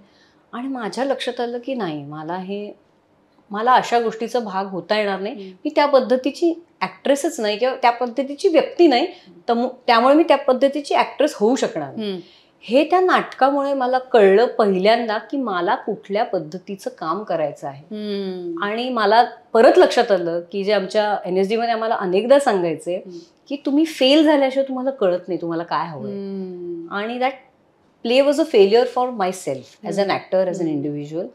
आणि मी ठरवलं की आता मी चूज करेन की मला काय करायचंय, हे मला सूट होतं का, ह्या पद्धतीचं काम मला आवडणार आहे का करायला. आणि ते तितके दिवस, तितकी कमिटमेंट, त्या डिसिप्लिनने, त्या इंटिग्रिटीने मी ते काम करू शकणार आहे का, तर मी ते करणार. हा खूप मोठा लेसन होता माझ्यासाठी. आणि मग त्याच्यानंतर मी हिंदी नाटकांकडे वळले. कारण काय, मी तेव्हा म्हटलं की मला कुठल्या लोकांसोबत काम करायचंय. मला सुनील शानबाग बरोबर काम करायचंय, मला मोहित टाकळकर बरोबर काम करायचंय. मी ह्या लोकांना जाऊन भेटले. मी त्यांना म्हटलं मला तुमच्या बरोबर नाटक करायचंय. तुम्हाला कधी वाटेल की हा ही संहिता आहे, ह्यात हे पात्र आहे, तेव्हा तुम्ही प्लीज मला सांगा. आणि तुम्हाला पटलं तर आपण काम करूया. आणि मग माझा हिंदी नाटकांचा प्रवास सुरू झाला. म्हणजे पहिलं नाटक मी केलं सेक्स, मोरॅलिटी अँड सेन्सरशिप, जे सखाराम बाइंडर ची जी पूर्ण केस झाली, म्हणजे त्याला सेन्सॉर बोर्डने सर्टिफिकेट नाही दिलं, ते बॅन झालं नाटक. तो जो पूर्ण ड्रामा झाला, ती जी पूर्ण केस होती जी कमलाकर सारंगांनी लढली, ती त्यावरती हे नाटक होतं. आणि मग जे कट केलेले सीन्स होते ते आम्ही, म्हणजे सेन्सॉर बोर्डने जेव्हा पहिले कट केलेले सीन्स ते आम्ही त्याच्यात दाखवायचो. त्याच्यात मी लक्ष्मी केली. ते नाटक होतं. आणि एक नाटक मी स्वतः प्रोड्यूस केलं होतं जेव्हा आपण असंभव करत होतो. त्याच दरम्यान असंभवही झालं. शर्वरीमुळे मला कळलं की असं असं ते पात्र शोधतात. मग मी कुठेतरी रात्री जाऊन मड आयलंडला ऑडिशन दिली होती. भाटी भाटी विलेज. हा, तिथे. आणि मग माझं सिलेक्शन झालं. आणि त्या काळात मला सिरियल केल्यामुळे मी हिंदी सिरियलही करत होते तेव्हा, थोडेसे पैसे माझे जमा झाले. मग मी एक मराठी नाटक स्वतः प्रोड्यूस केलं आणि मी काम केलं, एक रिकामी बाजू नावाचं. ते प्रायोगिक नाटक होतं, ते ब्रेस्ट कॅन्सरवरती होतं. आणि अनिरुद्ध खुटवडने डिरेक्ट केलं होतं. हिना जामकर, पद्मनाभ बेंड हे माझे को ऍक्टर्स होते. आम्ही तिघांनी मिळून ते भारतभर अनेक फेस्टिवल्स मध्ये त्याचे प्रयोग केले त्या नाटकाचे. परत त्या नाटकाने मला हे शिकवलं आणि त्याचं मी प्रोडक्शन बघायचे. म्हणजे तुम्ही हे जसं सगळं स्वतःहून एंटरप्राइज सुरू केलं तसं मी केलं. मी ऍड्स बघायचे त्याचं, म्हणजे चहा आणण्यापासनं ते सामान सगळं नाटक संपलं की परत घरी जाऊन ठेवायचं, स्वतः ड्राईव्ह करायचं, सगळं मी त्या काळात केलं. आणि मला लक्षात आलं हे महत्वाचं आहे आपल्यासाठी. नुसतं ऍक्टिंग असं करून चालणार नाही, आपल्याला त्या पूर्ण एका त्या युनिटचा भाग व्हायला पाहिजे. म्हणजे आपल्याला कळेल आपल्याला एक्झॅक्टली काय हवं आणि काय नकोय. परेशच्या बाबतीत ते आपसूक झालं, कारण आम्ही तशी सगळीच मदत करायचो, पण असं रेडीमेड नाही मिळणार मला काहीतरी स्वतः एफर्ट घ्यावं लागेल. त्यामुळे एक रिकामी बाजू झालं आणि ही नाटकं व्हायला लागली, हिंदी नाटकं. सेक्स मोरॅलिटी सेन्सरशिप, मानव कॉल सोबत मग मी काम केलं.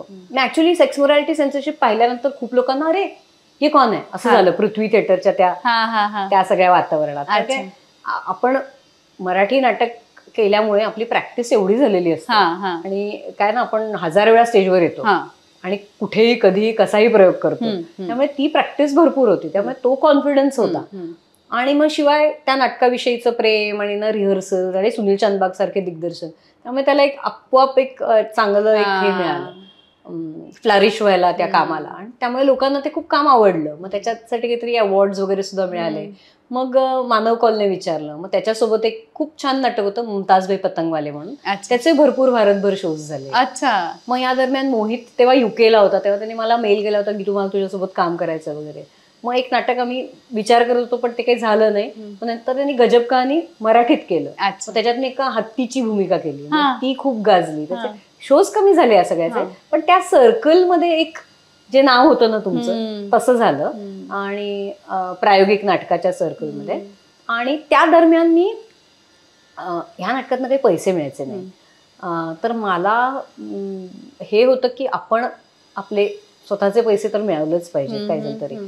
तर त्यामुळे मी वर्कशॉप्स घ्यायचे. तर जेहान माणेकशॉ म्हणून एक खूप चांगला माणूस भेटला मला तेव्हा, म्हणजे सॅम माणेकशॉ तुम्ही ऐकलं असेल, जे आपल्या मिलिटरीचे हेड होते आणि त्यांचा हा नातू. आणि तो नाटकाचं शिक्षण घेऊन आला होता UK मधनं. आणि तो म्हणाला, त्याने माझं काम बघितलं सेक्स मोरॅलिटी सेन्सरशिपमध्ये. आणि पूजा स्वरूप माझी मैत्रीण, अजून एक फार वंडरफुल ऍक्टर, तिने माझं नाव सजेस्ट केलं होतं. तर तो म्हटला की गीतूला सांग, ती खूप छान वर्कशॉप्स घेते. तर मी म्हटलं मी विचार करीन. पण मी त्याच्या आधी NSDचं एक वर्कशॉप घेतलं होतं अनिरुद्ध खुटवड सोबत. तर तेव्हा मला एक अनुभव मिळालेला होता. मग मी मला खरं फार शिकवायला आवडत नाही, पण मी म्हटलं नाही आपण करूया, कारण की आपण प्रायोगिक नाटकात काम करतो, ह्याच्यातनं आपल्याला काही पैसे मिळत नाही. मग कसं आहे हे फायनान्स कसं हे होणार. तर मग मी म्हटलं की ठीक आहे, मी करते तुझ्यासोबत काम. आणि ते लोक सगळे अत्यंत प्रोफेशनल काम करणारे लोक होते. त्याच्यावर कॉर्पोरेट वर्कशॉप्स, ऍक्टर्ससाठीचं वर्कशॉप असं आम्ही सुरू केलं. आणि त्याच्यामुळे माझे काय म्हणतात ना बिल्स हे पे करू शकले मी माझे. अदरवाईज इट वॉज इम्पॉसिबल, कारण काय प्रायव्हेट नाटकात काहीच पैसे मिळत नाही. तर हे सगळं झालं. पण या सगळ्यामुळे मला एक फेलोशिप मिळाली, जे दुबेजी आणि सगळे मिळून द्यायचे. तेव्हा त्याला विनोद दोषी फेलोशिप मिळायचे, नाटकात काम करणाऱ्या लोकांना द्यायचे ते. आणि त्याचा काही रिपोर्ट वगैरे काही नाही, तुम्ही हे पैसे घ्या आणि तुमच्यासाठी वापरा. मग ते करत असताना मी योगा शिकत होते, कलरीपयटू शिकत होते. ते करत असताना मला पिया भिरुपिया नावाचं नाटक मिळालं. आणि Piya Behrupiya was a game changer my life. कारण काय, पिया भिरुपियाचं आम्ही ओपनिंग ग्लोब थिएटर लंडनमध्ये केलं. 36 नाटकं होती त्यात, जी शेक्सपियरची 36 नाटकं 36 भाषांमध्ये. असं तो एक फेस्टिवल होता, ग्लोब टू ग्लोब फेस्टिवल. त्याच्यात आम्ही हिंदी नाटक केलं होतं, भारताला रेप्रेझेंट केलं होतं. आणि तिथे ते नाटक सादर झालं. शेक्सपियरचं 12th नाईट नावाचं नाटक आहे, 12th नाईट नावाचं नाटक आहे. त्याचं अडॅप्टेशन होतं आणि म्युझिकल होतं. अच्छा. आणि आम्ही त्याचे जगभर प्रयोग केले, हा. म्हणजे अगदी चिलेपासून साऊथ कोरियापर्यंत अच्छा. सगळीकडे त्याचे प्रयोग झाले. आता नुकताच त्याचा 1 महिन्याचा एक टूर झाला आमचा, क्लोजिंग टूर. आम्ही बंद केलंय ते नाटक, अच्छा. पण गेले 11 वर्ष ते आम्ही नाटक करतो. ओ. तर त्यामुळे त्या नाटकामुळे मला जो परत NSD सारखं जे तू म्हणतो ना, एक तुम्हाला एक स्टेप लागते, ती त्या नाटकामुळे मिळाली. त्यातले परत कलाकार, त्यातले अतुल कुमार आमचे जे दिग्दर्शक आहेत, very very intelligent actor, director, producer. खूपच त्याचं इस्थेटिक्स, त्याचं पॉलिटिक्स, परत ते मला लक्षात आलं की आपल्याला अशा गोष्टींचा भागवायला आवडतं. आणि मी अर्थात मीच अतुल कुमारला अप्रोच झाले होते, मला तुझ्यासोबत काम करायचं, जसं मी सुनीलला सांगितलं होतं किंवा मोहितला सांगितलं. त्या नाटकाच्या दरम्यान मला कोर्ट हा सिनेमा मिळाला. अच्छा. त्यामुळे मग तो एक वेगळा प्रवास तिकडे सुरू झाला. त्यामुळे हा जो हिंदी नाटकांचा प्रवास होता तो खूप महत्वाचा होता माझ्यासाठी. आणि तोपर्यंत काय मी भारतभर प्रयोग करत होते वेगवेगळ्या फेस्टिवल्स मध्ये. तो जो एक आर्ट हाऊस एक जो सर्कल असतो त्यात पुष्कळसं नाव झालेलं होतं अवॉर्ड्समुळे, नाटकाच्या प्रयोगांमुळे. त्यामुळे मग तो एक कॉन्फिडन्स येतो ना ऍक्टर म्हणून, माणूस म्हणून. तर ते त्या काळात जमलं. आणि त्यामुळे तेव्हा मग मराठी नाटकं कमी झाली, पण हिंदी नाटकं सुरू झाली. गीतांजली, तू OTT मध्ये सुद्धा खूप रमतेस. अलीकडे OTT वर खूप सिरीज केल्या असतो. तुला आवडतं ते सगळं करायला? हो, खूप आवडतं. पण याची सुरुवात ऍक्च्युअली कोर्टपासून सुरू झाली. अच्छा. मी ना आधी सिनेमा ट्राय केलेला होता, म्हणजे मी जेव्हा आले 96 मध्ये. पण मला ना तो जी ती आपली सिस्टम होती ना तेव्हाची जी, ती खूप अशी काय म्हणू, मला अशी भीती वाटायची त्या सिस्टमची. म्हणजे ऑफिसेसमध्ये जायचे, फोटोज द्यायचे, आणि मला असं वाटायचं की कसं, हे काही सिस्टमच नाहीये, म्हणजे कसं आपल्याला सिलेक्ट करणार, काय करणार. आणि माझी पर्सनॅलिटी आणि माझा स्वभाव असं नव्हतं की मी बेधडक कुठेही गेले आणि सांगितलं, असा माझा स्वभाव नव्हता. त्यामुळे मला कळायचं नाही की कसं काम मिळवायचं. अमोल पालेकरांसोबत काम केलं होतं, त्यामुळे मला आशुतोष गोवारीकरने एकदा बोलवलं होतं. पण मला तेव्हा असं वाटलं होतं की मला असा रोल नाही करायचा जिथे मी दिसणारच नाही. तेव्हा मी असे प्रयत्न केले होते, काही हिंदी सिनेमांमध्ये कामही केलं होतं, जेव्हा कळलं होतं की बापरे आपण इथे कुठे नाहीच. तर मला नुसतं पैशासाठी नाही काम करायचं. वेळेस नवाज माझा मित्र जो होता, जो माझा क्लासमेट आणि आता मोठा ऍक्टर झालेला आहे, स्टार झालेला आहे, नवाजुद्दीन, तर तो असं त्यांनी कधी केलं नाही. तो छोटे छोटे रोल्स कुठे काही करायचा. ही हिंमत माझ्यात नव्हती. मला असं वाटायचं की बापरे, अशा वातावरणात मी नाही जाऊ शकणार. तर अनेक आमचे जे NSDतले जे लोक होते ते असं करायचे, पण मला संभव ते माझ्याकडनं नाही झालं. म्हणजे ते धाडस नव्हतं माझ्यात. ती कुठेतरी मला वाटतं सिक्युरिटी सुद्धा असते ना, आपलं घर आहे, लोक असे बाहेरून आलेले असतात, तर त्यामुळे त्यांना ती सिक्युरिटी नसते, त्यांना पैसे कमवायचे असतात. माझं कुठेतरी घर आहे, माझी फॅमिली आहे, त्यामुळे मला काय म्हणतात ना, खायची प्यायची भ्रांत नव्हती. त्यामुळे कदाचित ती हिंमत होत नाही. आणि मूळ स्वभाव सुद्धा असतो तुमचा काहीतरी, आणि काही संस्कारही असतात की असं करायचं नसतं, तसं करायचं नसतं, असंच वागायला, काहीतरी असं आपल्या एक काहीतरी कंडिशनिंग असतंच ना, स्पेशली मध्यमवर्गीय कुटुंबातनं तुम्ही आलेला असलात की. आणि तुम्ही तुमच्याच सिटीमध्ये आहात, म्हणजे असं नाही की तुम्ही कुठेतरी परदेशात गेलात तर कधी तुम्ही वेट्रेसचंही काम करा. बरोबर आहे. इथे हिंमत येते कुठून तरी, जगायचं असतं. ती हिंमत माझ्यात मला असं वाटतं नव्हती त्या वयात. त्यामुळे मी ते काही केलं नाही, आणि त्यामुळे मी स्क्रीनकडे वळलेच नाही. आणि 1-2 असे अनुभव आले ना मला की मी काम केलं आणि मला पैसे दिले नाही लोकांनी, आणि मग म्हणाले की नाही, तुम्ही म्हटलाच होता की आम्ही तुम्हाला एवढेच देऊ वगैरे, असं काहीतरी फारच वाईट अनुभव होता. म्हटलं बापरे, मला या भानगडीतच पडायचं नाही, मी काही अशी वागू शकणार नाही, त्यामुळे ठीक आहे, थँक्यू व्हेरी मच, असं करून मी ते स्क्रीनचं हे बंदच केलं. आणि मला थँकफुली नाटक मिळालं आणि मी खूपच खुश होते त्या सगळ्या वातावरण, आणि पैसे बरे मिळायचे जे माझ्यासाठी इनफ होते. आणि मग हे वर्कशॉप्सचं सुरू झालं, त्यामुळे ते पैसे माझ्यासाठी इनफ होते. आणि ना कुठेतरी मी खूप ॲम्बिशियस नाहीये, म्हणजे मला काहीतरी एक लाईफस्टाईल असं हवं, अशी व्यक्ती मी नाहीये की मला हे कपडे पाहिजेत, ही गाडी पाहिजे, हे माझ्याकडे हे असलं पाहिजे, सोनं नाणं असलं पाहिजे. मी अजिबातच तशी नसल्यामुळे मला ते पैसे कधी कमी पडले नाहीत. म्हणजे मला असं नाही वाटलं की अरे हे असलं पाहिजे, आपलं एक बेसिक घर असावं, खायला प्यायला मिळावं, आणि मी खुश असते. एक साधी गाडी असावी सुद्धा आपला इंडिपेंडेंटली प्रवास करता येईल. आणि त्याच्या आधी तर गाडी सुद्धा नाही, म्हणजे लोकल ट्रान्सपोर्ट अगदी कम्फर्टेबल असायचं, अजूनही असते. तर त्यामुळे ह्या सगळ्या मला काही गरजा वाटायच्या नाही माझ्या. त्यामुळे ते नाटक आणि वर्कशॉप्स आणि हे सगळं माझं व्यवस्थित चाललेलं होतं. पिया बेरुपियामुळे मला कोर्ट मिळाला. सचित पुराणिक नावाचा एक कास्टिंग डायरेक्टर, FTIचा मुलगा आहे तो आमच्यासोबत कामही करायचा नाटकात. तो म्हटलं की गीतू तुम फिट होईस रोल केली आहे. आणि खूप इंटरेस्टिंग प्रोसेस होती आमची सिलेक्शनची. 6 महिने ती प्रोसेस चालली होती. थँक्स टू चैतन्य तामाणे जो एक एक गोष्ट अगदी नीट बघतो. आणि मी खूप वर्कशॉप्स अटेंड केले, मी खूप ऑडिशन्स दिल्या. 6 महिने मला माहिती नव्हतं मी ह्या सिनेमाचा भाग असणार आहे की नसणार आहे. मी त्याला म्हटलं होतं मला स्क्रिप्ट आवडली आहे, तू शेवटच्या मोमेंटला मला सांगितलंस की गीतू तू इसमें नाही आहे, तर मला काहीही प्रॉब्लेम नाही आहे. मला माझा अभ्यास म्हणून या सिनेमाच्या प्रोसेसमध्ये भाग घ्यायचा आहे. जवळजवळ जानेवारीपर्यंत त्यांनी मला सांगितलं नाही आणि मार्चमध्ये शूटिंग असणार होतं. पण मी सगळ्या वर्कशॉप्सना जायचंय. आणि मग त्यांनी मला सांगितलं की नाही तुझं आम्ही सिलेक्शन केलेलं आहे, तर तू अभ्यासाला लाग. म्हणजे कारण काय ते कोर्टचं सगळं मटेरियल वाचायचं, ती लँग्वेज तुम्हाला आली पाहिजे, कोर्टरूम्स पाहायच्या. मग मी अनेक कोर्ट्स पाहिले, मी हायकोर्टात गेले, मी मॅजिस्ट्रेट कोर्टात गेले, मी सगळ्या कोर्ट्समध्ये, शिवडीला, टाउनला, दिंडोशी कोर्टमध्ये, सगळ्या कोर्ट्समध्ये जाऊन बसायचे.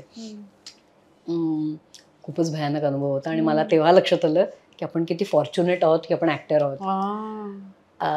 तुम्ही लॉयर असाल तर तुम्ही असं काहीतरी अशी केस लढाल ज्याचा तुम्हाला त्रास होईल किंवा तुमचं काहीतरी चुकलं तर एखाद्याचं आयुष्य बरबाद होऊ शकतं.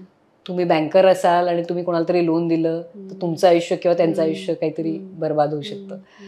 पण आपण अशा प्रोफेशनमध्ये की आपण चुकलो तरी लोकांना काही वाटत नाही त्याचं, किंवा लोक हिला आलंच नाही एवढंच. त्यामुळे आपण खूप चांगल्या प्रोफेशनमध्ये जिथे आपल्याला माफी मिळते.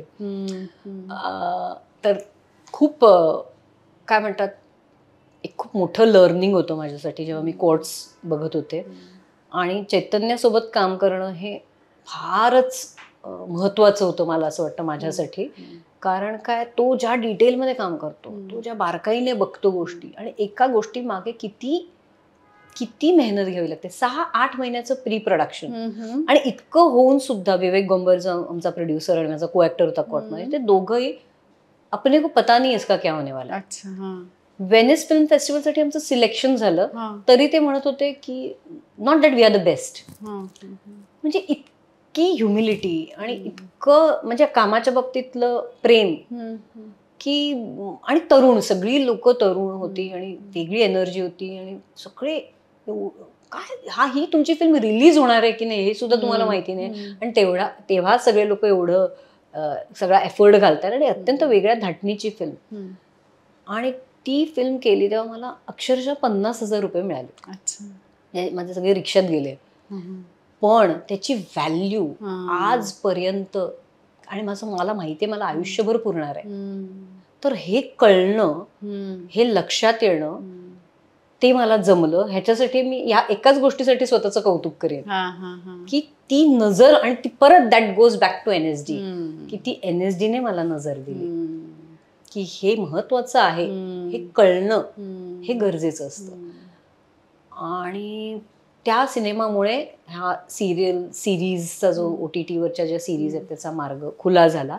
म्हणजे मी कुठेही गेले, आजही कुठल्याही ऑफिसमध्ये, की मॅम कोर्ट में जो आपने काम किया, मी म्हणलं हे सगळे 10% हे जे मिळतात पैसे ते चैतन्य आणि विवेकला दिले पाहिजेत मी. इतकं त्यांचं माझ्यावरती काय म्हणतात, म्हणजे त्याच्यामुळे हे जमलेलं आहे मला. तर म्हणून हे सगळं गुल्लक त्याच्यामुळे मिळालं. ताजमहल 1989 जी नेटफ्लिक्सवरती सिरीज ती त्याच्यामुळे मिळाली. ह्या सगळ्या सिरीज मला त्याच्यामुळे मिळालेल्या आहेत. आणि आता म्हणजे कुठेही, म्हणजे तरुणांपासून ते अगदी मोठ्यांपर्यंत जे भेटतात ते कोर्ट आणि गुल्लक या 2 गोष्टींचं नाव घेतात. आणि त्याच्यामुळे अर्थातच गुल्लकमुळे खूप पॉप्युलॅरिटी मिळाली. पण त्याचं सगळं श्रेय कोर्टला जातं. आणि आनंदी गोपाळ, आनंदी गोपाळ सुद्धा कोर्टमुळे मिळाली. म्हणजे मराठी सिनेमांचा जो सुरू झाला, मराठीत मी सिनेमेच केले त्याच्यानंतर. आनंदी गोपाळ, इरासोबत काम केलेलं होतं. इरावती कर्णिक जी लेखिका आहे आनंदी गोपाळची, तिच्यासोबत सेक्स मोरॅलिटी सेन्सरशिप इराने लिहिलेलं. आणि त्यामुळे आम्ही एकत्र काम केलेलं होतं. आणि समीर अत्यंत चांगला मित्र होता. त्यांनी ही सगळी नाटकं पाहिली होती, पिया भेरू पिया, सेक्स मॉरॅलिटी सेन्सरशिप सगळीच. आणि त्यामुळे ते दोघं ह्या सिनेमावर काम करत होते. आणि आनंदी गोपाळ जेव्हा मला मिळाला, पहिला माझा असा कमर्शियल सिनेमा होता मराठीतला. त्याच्या आधी मला असं वाटतं मी अगवे अरेजच्या केला होता. केदार शिंदेचा एक छोटासा रोल केला होता त्याच्यात, लग्न कल्लोळ करत असताना. तर हा सिनेमा मला आश्चर्यच वाटलं की तुम्ही माझी निवड कशी काय केली, कारण काय मी त्या सर्कल मधली नाहीये ना. तर तेच त्यांचं म्हणणं नाही, तुझं कोर्टमधलं काम आम्हाला अतिशय आवडलं आणि तूच हा रोल करायला पाहिजेस वगैरे. आणि पण नुसतं काम नव्हतं, परत तेच आहे की नुसतं मी ऍक्टिंग नाही केली, त्याच्यात मी ललित आणि भाग्यश्रीला ट्रेनही केलं. दोन छोट्या मुलांना आम्ही वर्कशॉप केलं. आणि परत ना माझ्या वाट्याला अशीच कामं येतात जे मला खरंच त्याच्यात माझा म्हणून मग इंटरेस्ट तयार होतात. आम्ही अक्षरशः ते टाकाने लिहितात ना, त्याच्या प्रॅक्टिस पासून बिन चप्पलेचे प्रवास केले मी. म्हणजे आम्ही त्या आरामनगरच्या गल्ल्यांमध्ये नऊवार नेसून आणि हे करून बिना चपलेचे चालत होतो. मी म्हटलं ही तर आता कोणतरी म्हणेल ह्याचा उपयोग काय आहे, आपण सिनेमा तेवढाच शॉर्ट असणार आहे आणि पायात तर चप्पल असणार आहे. बॉडी लँग्वेज, तुमचा वावर, तुमची पेस बदलते. बरोबर. तुमचं वजन कसं टाकायचं बदलतं. बरोबर. आणि खूप परवा मी एक वर्कशॉप अटेंड केलं चैतन्य ताम्हाणेच, ज्याच्यात त्यांनी आम्हाला वेगवेगळ्या फिल्म्स दाखवल्या. त्यांनी मला तुम्हाला सबकॉन्शियस मध्ये जायचं असतं आणि त्याच्यासाठी तुम्हाला ही कामं करावी लागतात, नाहीतर ते वरवरचं काम होईल. बरोबर. आणि मी 100 गोष्टी केल्या तर ऑडियन्स कदाचित त्यातल्या 2 गोष्टी बघते आणि एक गोष्ट लक्षात राहते. तर हे जे बारीक आपण आता हे काम बघा, हे क्रोशे नुसतं असं काहीतरी केलंय का, त्यातला एक एक टाका महत्वाचा आहे. हा एक एक टाका महत्वाचा आहे. आपल्याला असं काम केलं पाहिजे. हे फुल बघा, हे बनवताना एक एक पाकळी आहे, तर ते असं नाही ना फुल, असं नाहीये ना. बरोबर. ती एक एक पाकळी आपल्याला तयार करायला लागणार, भिंत बनवायला विटांचं काम करावं लागणार. तर हे काम नटाने केलं आणि हे प्रत्येकाने केलं पाहिजे, जो कलाकार आहे किंवा नाटक लिहितोय किंवा अभिनय करतोय किंवा सेट बनवतोय. तर असं तुम्ही काम केलं तर तुम्ही काहीतरी एक अशी कलाकृती तयार कराल ज्याचं शेल्फ लाईफ खूप असेल. म्हणजे कोर्ट आज 11-12 वर्षांनी सुद्धा लोक मला येऊन तरुण मुलं येऊन सांगतात, 18 वर्षाची 19 वर्षाची, की तो तुमचा सिनेमा काहीतरी तुम्ही व्हॅल्यू ऍड केलेली. तर हे सिरीज आणि हे सगळं कोर्टमुळे झालं. आनंदी गोपाळ सुद्धा त्याच्यामुळे मिळाला. कारखानेसांची वारी नावाची एक मी फिल्म केली, सोनी लिव्हवर आहे ती, मंगेश जोशी यांनी डिरेक्ट केलेली आहे. खूपच छान फिल्म आहे, मला फार आवडते. अनफॉर्च्युनेटली ते कोविड काळात आली, त्यामुळे ती फार पॉप्युलर नाही झाली. अर्थात ती सुद्धा एक मी म्हणेन इंडिपेंडेंट फिल्म असल्यामुळे त्याचा हे बाज वेगळाच आहे, पण अत्यंत काय म्हणतात हसवणारी फिल्म आहे मला असं वाटतं. आणि एक छान त्यांनी एक अफर्ट घेतला असं मला वाटतं. ती सोनी लिव्हवर आहे, कारखानेसांची वारी. फारच मस्त आहे. वंदना गुप्ता आहेत त्यात, मोहन आगाशे आहे, अमेय लीड कॅरेक्टर, मृण्मयी देशपांडे आहे, कास्टही मस्त आहे, शुभांगी गोखले आहे. त्यामुळे आम्ही खूप मजाही केली आणि खूपच रोड फिल्म आहे आणि मध्यम वर्गावरती कटाक्ष आहे आणि खूपच छान गोष्ट आहे, फार मजेशीर गोष्ट आहे. तर ह्या सगळ्या फिल्म सुद्धा मला कोर्टमुळे मिळाल्या, मराठी सुद्धा. आणि आता मी एक लंपन नावाची मराठी सिरीज केली आहे, जी सोनी लिव्हवर येईल, जी प्रकाश नारायण संतांच्या वनवासवरती आधारित आहे. निपुण धर्माधिकारीने डिरेक्ट केली आहे, चिन्मय केळकरने लिहिली आहे आणि IMEने प्रोड्यूस केलेली आहे ती. आणि खूपच छान झालेली आहे. मला मजा आली खूप काम करताना. आणि अर्थात अजून ती प्रदर्शित झालेली नाहीये, पण आय थिंक या इयर एंड पर्यंत ती सोनी लिव्हवर येईल. गीतांजली, भूमिका कशा निवडतेस तू? किंवा म्हणजे नाटकातली एखादी भूमिका निवडताना एक वेगळा फिल्टर, किंवा OTT करताना एक वेगळा फिल्टर, किंवा सिनेमा करताना काय प्रोसेस काय आहे तुझी? पहिली गोष्ट म्हणजे मला त्यातली जी गोष्ट आहे ती आवडली पाहिजे. आणि मी म्हटल्याप्रमाणे माझा जो अनुभव होता की हे मला सांगायचंय का, या गोष्टीचा मला भाग व्हायचंय का, हे मी स्वतःला विचारतेच. कारण काय, त्याच्यामुळे माझ्या कामावरती इम्पॅक्ट पडतो. त्यामुळे मला ते फार महत्वाचं असतं. मग मी बघते ह्याच्यातनं मला काय फायदा होणार आहे. म्हणजे फायदा फक्त आर्थिक असा नाही, काय व्हॅल्यू एडिशन होणार आहे माझ्या आयुष्यात ह्याची. हे मी नाही केलं तर काय फरक पडणार आहे आणि मी केलं तर काय फरक पडणार आहे, हा मी स्वतःला प्रश्न विचारतेच. आता ना हे जास्त आता क्लिअर झालंय. 10-15 वर्षापूर्वी इतकी क्लॅरिटी नव्हती.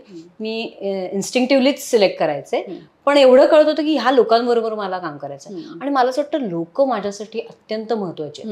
त्या लोकांबरोबर आपण वेळ घालवणार असतो, त्या लोकांबरोबर काम करणार असतो. काम केलं संपलं असं होत नाही ना आपलं. आपण प्रयोगानंतर वेळ घालवतो, आपण शूटिंग नंतर वेळ घालवतो, तो महत्वाचा वेळ असतो. मग तो वेळ घालवताना आपल्याला मजा येणार आहे का? आपल्याला ही लोकच आवडत नसतील किंवा आपलं त्यांचं जमतच नसेल तर ते काम कसं करायचं? त्यामुळे माझ्यासाठी ते फार महत्वाचं आहे, कारण की मी तशी व्यक्ती आहे. आता काही काही लोक असतात ना ऍक्टर्स की जे आपलं आपलं काम करतात जातात आणि ते चांगलंच काम करतात आणि त्याच्यात काही त्या कामामुळे किंवा तशा पद्धतीमुळे त्यांचं काम वाईट होतं वगैरे अशातला काही भाग नाही. पण मला वाटतं आपण स्वतःला ओळखणं फार महत्वाचं आहे. आणि असं काहीतरी एक आयडियल पद्धत असू शकत नाही की सुलेखा करते तसं काम करायला पाहिजे किंवा गीतांजली करते तसं काम करायला पाहिजे किंवा अजून कोण दीपिका पदुकोण करते तसं काम करायला.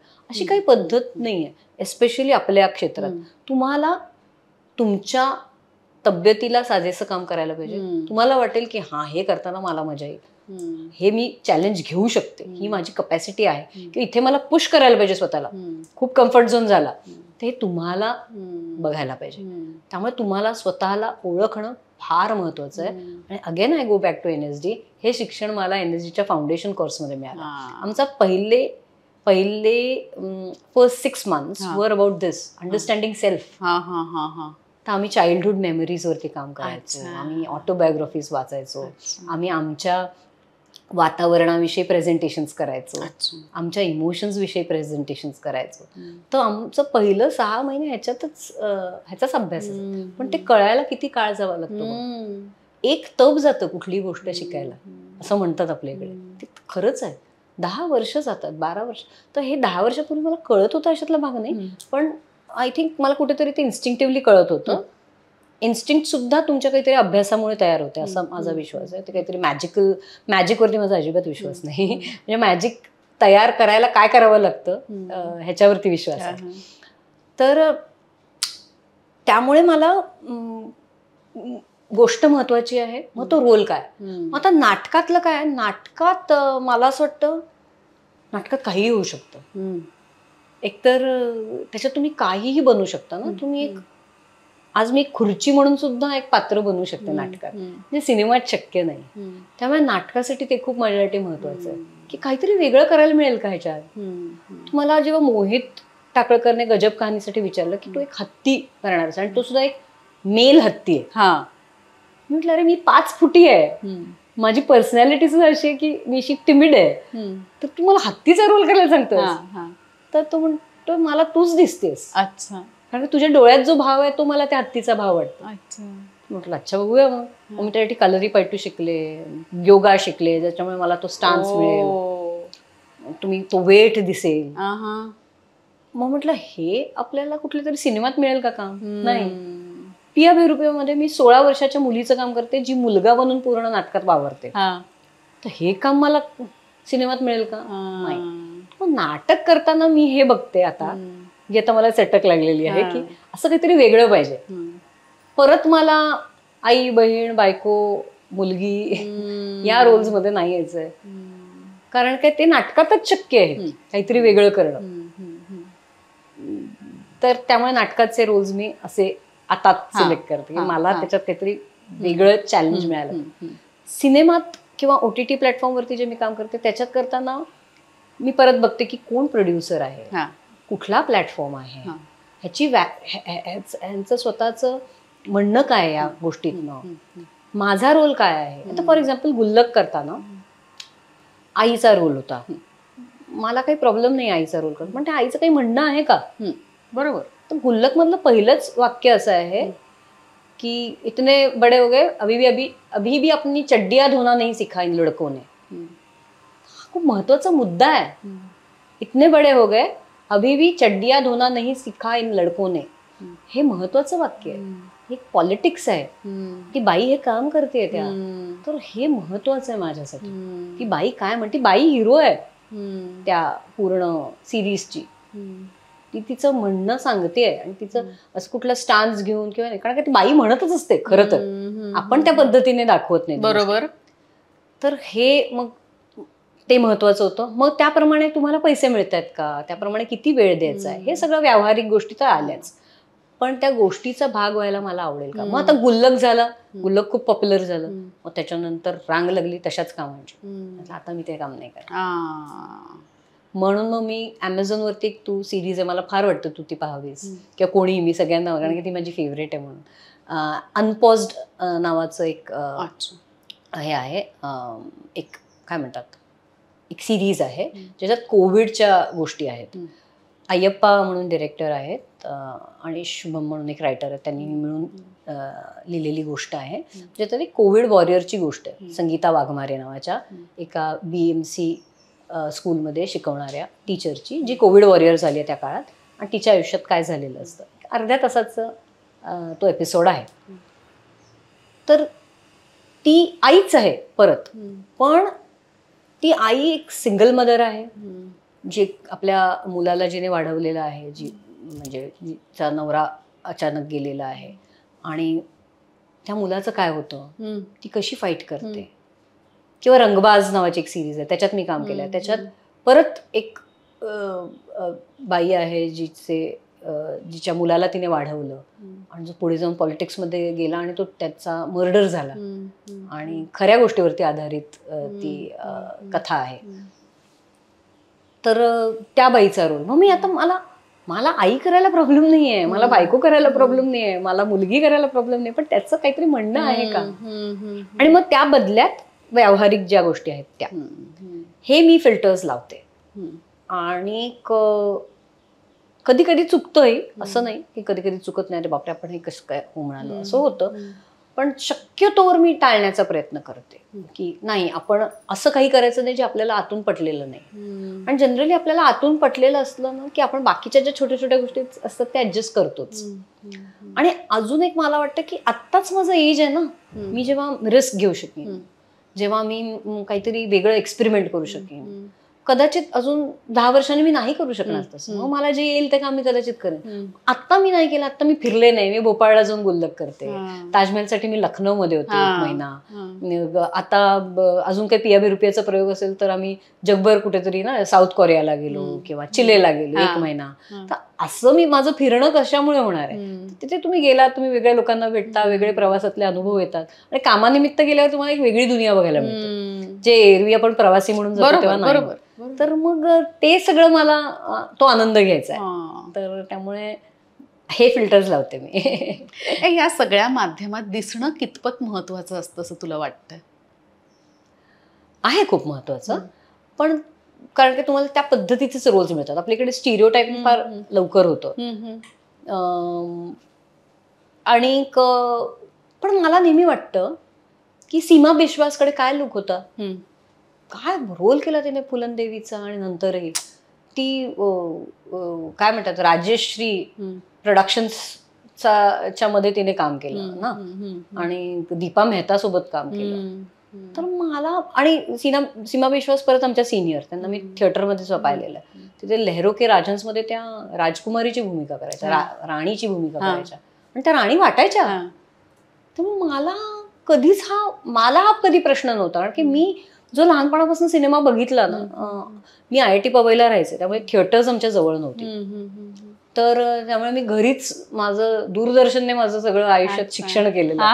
त्यामुळे अनिता कंवर असू दे, दीपा साही असू देत, स्मिता पाटील असू देत, पंकज कपूर असू देत, नसरुद्दीन शाह, हे या सगळ्या लोकांना बघून मला माझी काय म्हणतात ना, माझा चॉईस किंवा मला आवडतं ते काम मी करते.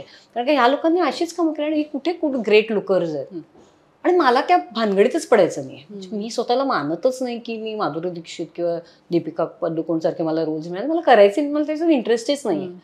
आणि ते मी करूच शकणार नाही, ती माझी लिमिटेशन आहे, ते मला कळलं पाहिजे. पण मला हे माहिती आहे की गुल्लकची भूमिका नाही मिळणार आहे दीपिका पदुकोणला, किंवा गुल्लकची भूमिका नाही मिळणार आहे माधुरी दीक्षितला, आणि ती गोष्ट तितकीच महत्वाची आहे. कोर्ट मधली भूमिका नाही मिळणार कुठल्याही प्रतिथयश नटीला. कारण काय, त्याच्यासाठी ती मेन गरज होती की तिने सामान्यच दिसावं. ती सामान्य दिसणार नाही तर तो रोल नाही तसा होणार. आणि मी म्हटलं ना, रघुवीर यादव, हे सगळे लोक मला फार आवडतात. आणि तुम्ही तुमचे फोक आर्टिस्ट घेतलेत तर असेच आहेत. शकुंतलाबाई नगरकर म्हणून एक लावणी डान्सर आहेत, त्यांच्यासोबत मी आता लावणी केरंग नावाचा एक प्रयोग करते. सगळे ट्रेडिशनल लावणी डान्सर्स आहेत. तुम्ही असं बघाल तर त्या इतक्या सामान्य दिसतील, त्यांना स्टेजवर जाऊन बघा, तुम्ही फिदा व्हाल त्यांच्या, तुम्ही प्रेमात पडाल, तर तुम्हाला प्रेमात पाडतील.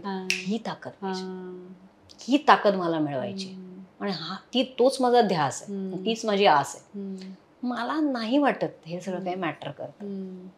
मी अनेक सेन्शुअस बायका अशा पाहिल्या ज्या अजिबात सुंदर नाही, म्हणजे सुंदर म्हणजे सो कॉल्ड सुंदर, पण कन्व्हेन्शनली गुड. कन्व्हेन्शनली, किंवा लोकांना वाटतं रंग काय वॉट एव्हर, हाईट वगैरे, but they are so beautiful, they have that oomph quality. असं काही तुम्ही, आता मी अशीच आहे हे मी ऍक्सेप्ट केलं पाहिजे. पण मला रोल लावणी केरंग मध्ये मी करीन ना तसं, तुम्हाला काय हवंय, येता का वगैरे, हे सगळं करीन, मला रोल द्या. पण मी त्याच्यासाठी मी आयुष्यात कशाला असलं पाहिजे, असं काही नाहीये ना. बरोबर. तर त्यामुळे मला वाटतं की रोल्स तुमच्या वाटेला येतील, तुम्ही तशी ताकद दाखवली पाहिजे, तुम्ही तेवढा अभ्यास केला पाहिजे. आणि लुक्स मॅटर नाही करत का? अगदी तुम्हाला पठाणमध्ये दीपिका पदुकोणचा रोल करतो, लुक्स मॅटर करतात आणि ते तिलाच मिळायला पाहिजे. बरोबर, त्याच्यासाठी ती मेहनत घेतलेली आहे.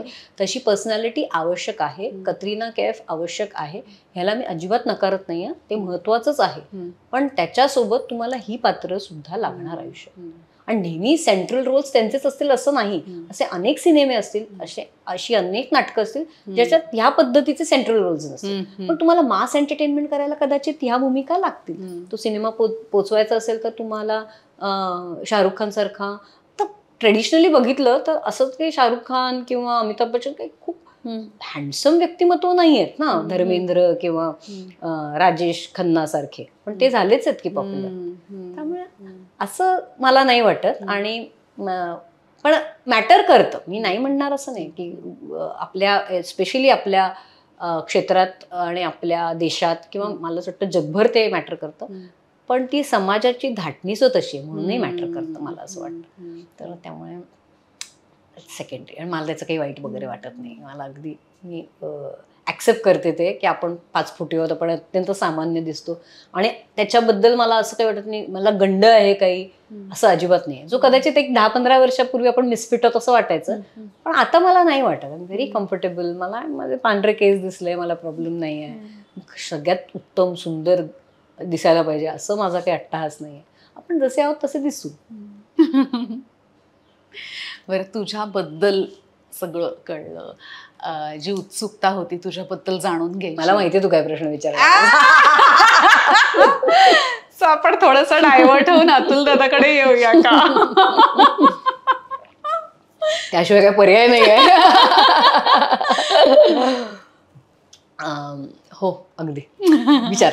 बरं, तो अभिनेता म्हणून उत्तम आहे हे सगळ्यांना माहिती आहे, अख्ख्या जगाला माहिती आहे. नवरा म्हणून कसा आहे? नवरे कसे असतात?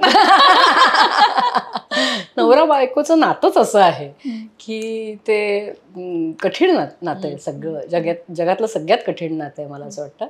नाही, पण तो माणूस म्हणून खूप चांगला आहे, ते जास्त महत्वाचं आहे. आणि त्याच्याकडनं मी खूप शिकले as a person, as an artist. Bandish bandits नावाची त्याची जी सिरीज आहे जी खूप गाजलेली आहे अमेझॉनवरती, त्याच्यात तो सिंगर आहे, क्लासिकल सिंगर, आणि त्याचा सुरावटीचा अभ्यास करायला लागतो.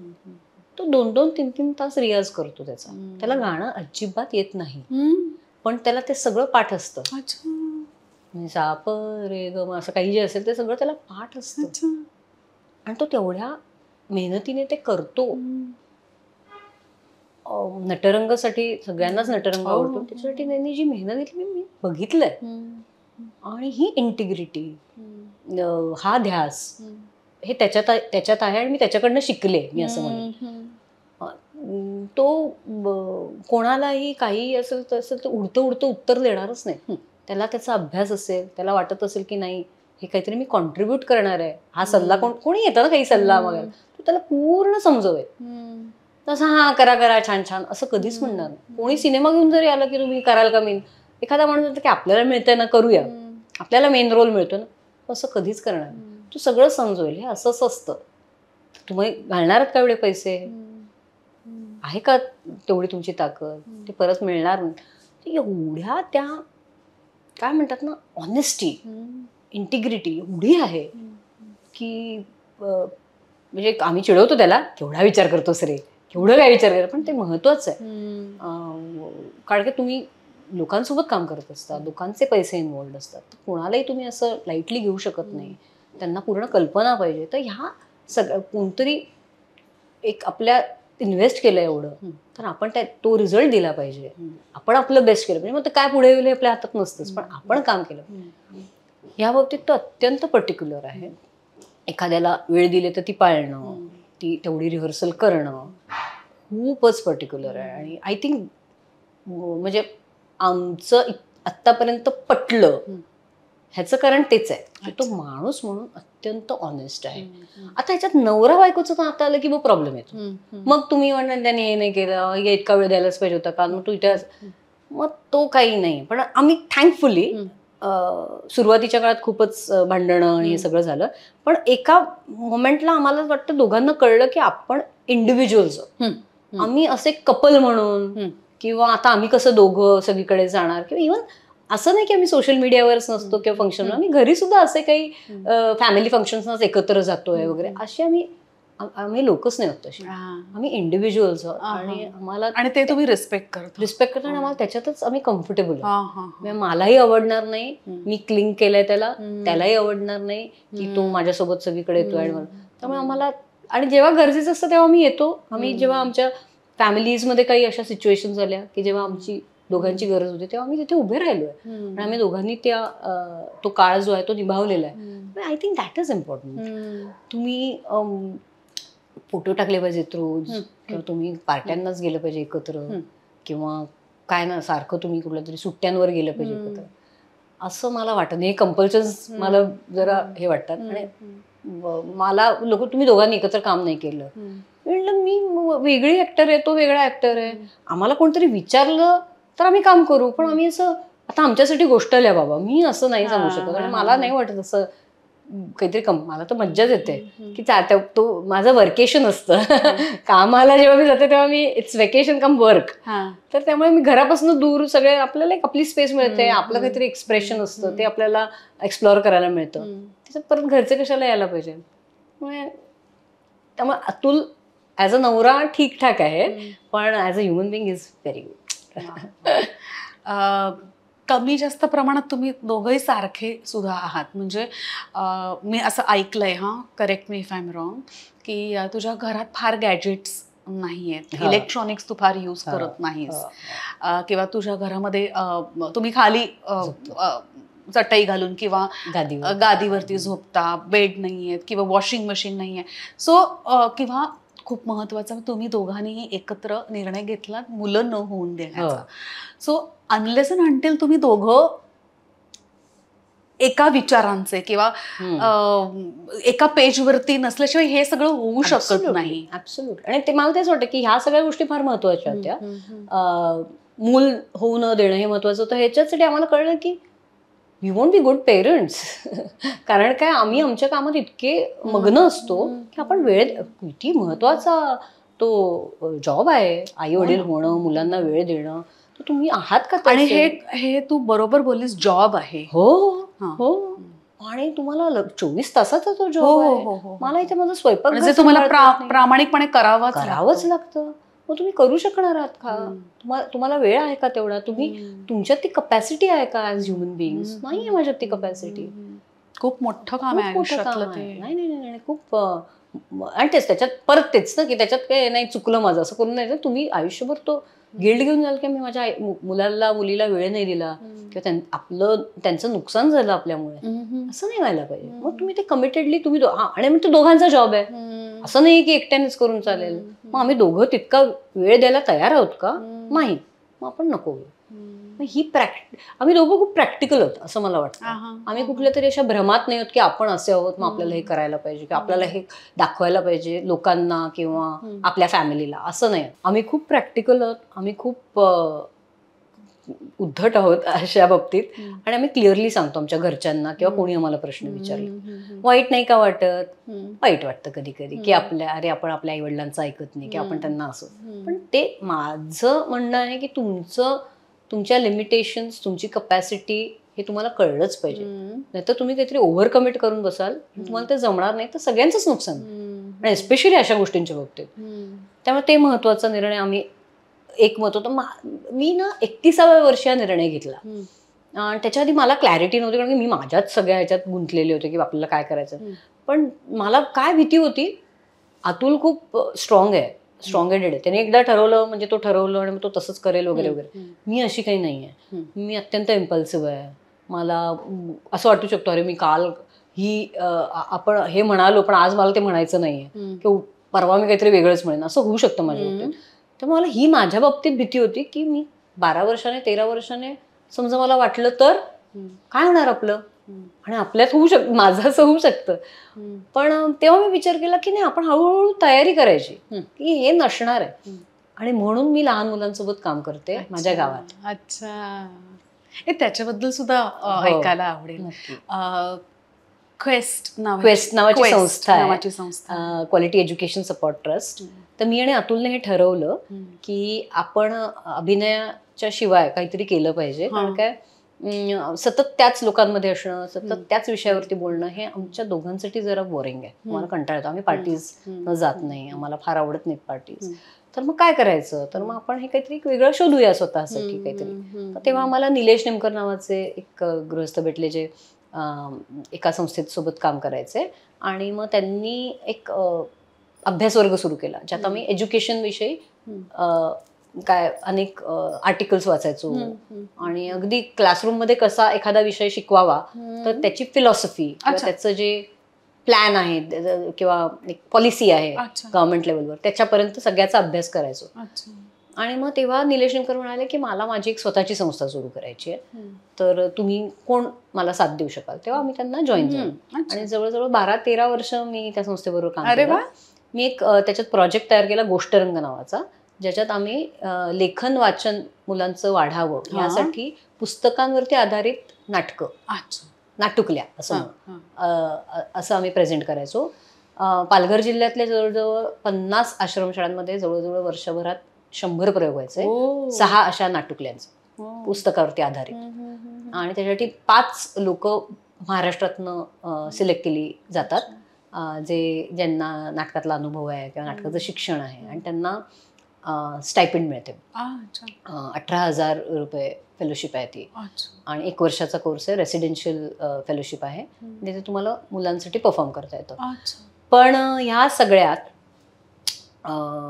हे लक्षात आलं, मी 14 वर्ष काम केलं, पण मला लक्षात आलं की 14 वर्ष संस्थेत काम करणं जरा मला वाटतं की मी त्या पद्धतीची व्यक्ती नाही, तर मला वेगवेगळ्या गोष्टी करायला आवडतात. त्यामुळे आता मी संस्थेसोबत काम करत नाही, पण गोष्टरंग सुरू आहे. क्वेस्ट अजूनही गोष्टरंगचा कार्यक्रम त्यांनी सुरू ठेवलेला आहे. पण मी आता गावातल्या 10 मुलांबरोबर काम करते आणि त्यांच्यासाठी मी एक आता लायब्ररी सेटअप करते. आणि ज्याच्यात 2 गावातलीच आमची जी मुलं आहेत, विकास आणि सोनू, जे 12वी झालेले आहेत, त्यांना आम्ही लायब्ररी ट्रेनिंग देतोय. तर हा ऍक्टिव्ह लायब्ररी प्रोग्राम आहे, ज्याच्यात लायब्ररी म्हटलं की आपल्याला वाटतं शांतता, आता इथे काही बोलायचं नाही, ते कोणी आवाज करायचा नाही. तसं नसून आत्ताच्या एज्युकेशन किंवा पेडगॉजीच्या नुसार library has to be active. ते मुलांनी यायला पाहिजे, तो अड्डा झाला पाहिजे, ही स्पेस अशी वैव्याशियस असली पाहिजे. तर मुलं येतात, वाचतात, त्यांच्यासाठी काहीतरी उपक्रम असतात, असं ते आम्हाला सेट करायचं आहे. त्याच्यासाठी 2 मुलांना मी ट्रेन करतोय. एक बिलीफ नावाची संस्था आहे, ती त्या 2 मुलांना ट्रेन करते. एक अनघा कुसुम नावाची मुलगी आहे, तिच्या सोबत आम्ही काम करतोय, म्युझियम फॉर चिल्ड्रन.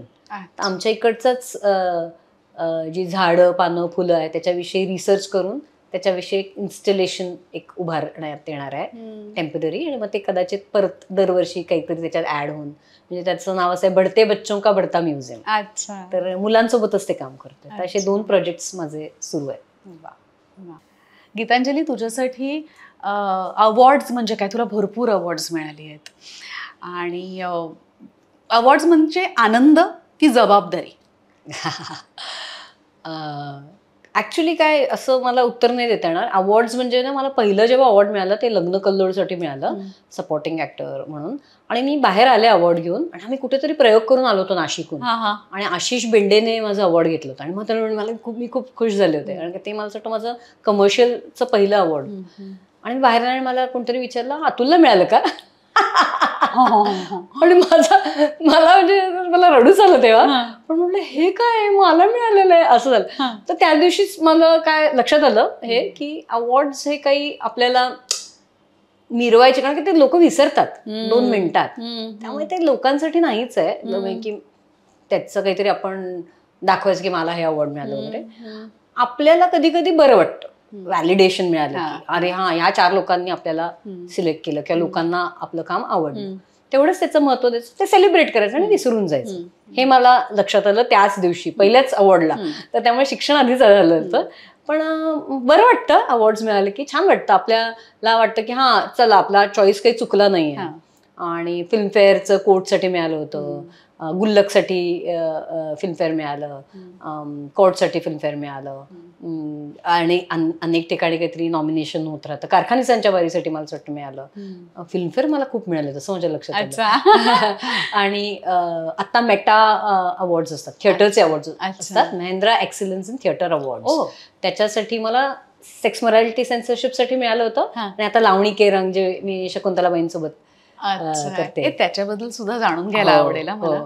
लावणी के रंग हा फार काय म्हणतात ना, पिया बेरुपेनंतर मला वाटत होतं आपण कुठलं नाटक करायचं, कारण काय परत मला जो चॅलेंज मिळाला पाहिजे असं मला वाटायचं. तर भूषण कोरगावकर म्हणून माझा एक मित्र आहे, जो लेखक आहे, रिसर्चर आहे. त्यांनी संगीतबारी नावाचं पुस्तक लिहिलं होतं, त्याच्यावरती आधारित हे लावणी के रंग आहे, ज्याच्यात तो ट्रेडिशनल संगीतबारी डान्सर्स विषयी म्हणतोय. आणि ते पुस्तकही त्याच विषयी आहे. आणि आमच्या सोबत काम करणाऱ्या कलाकारी त्याच बारीतल्या आहेत.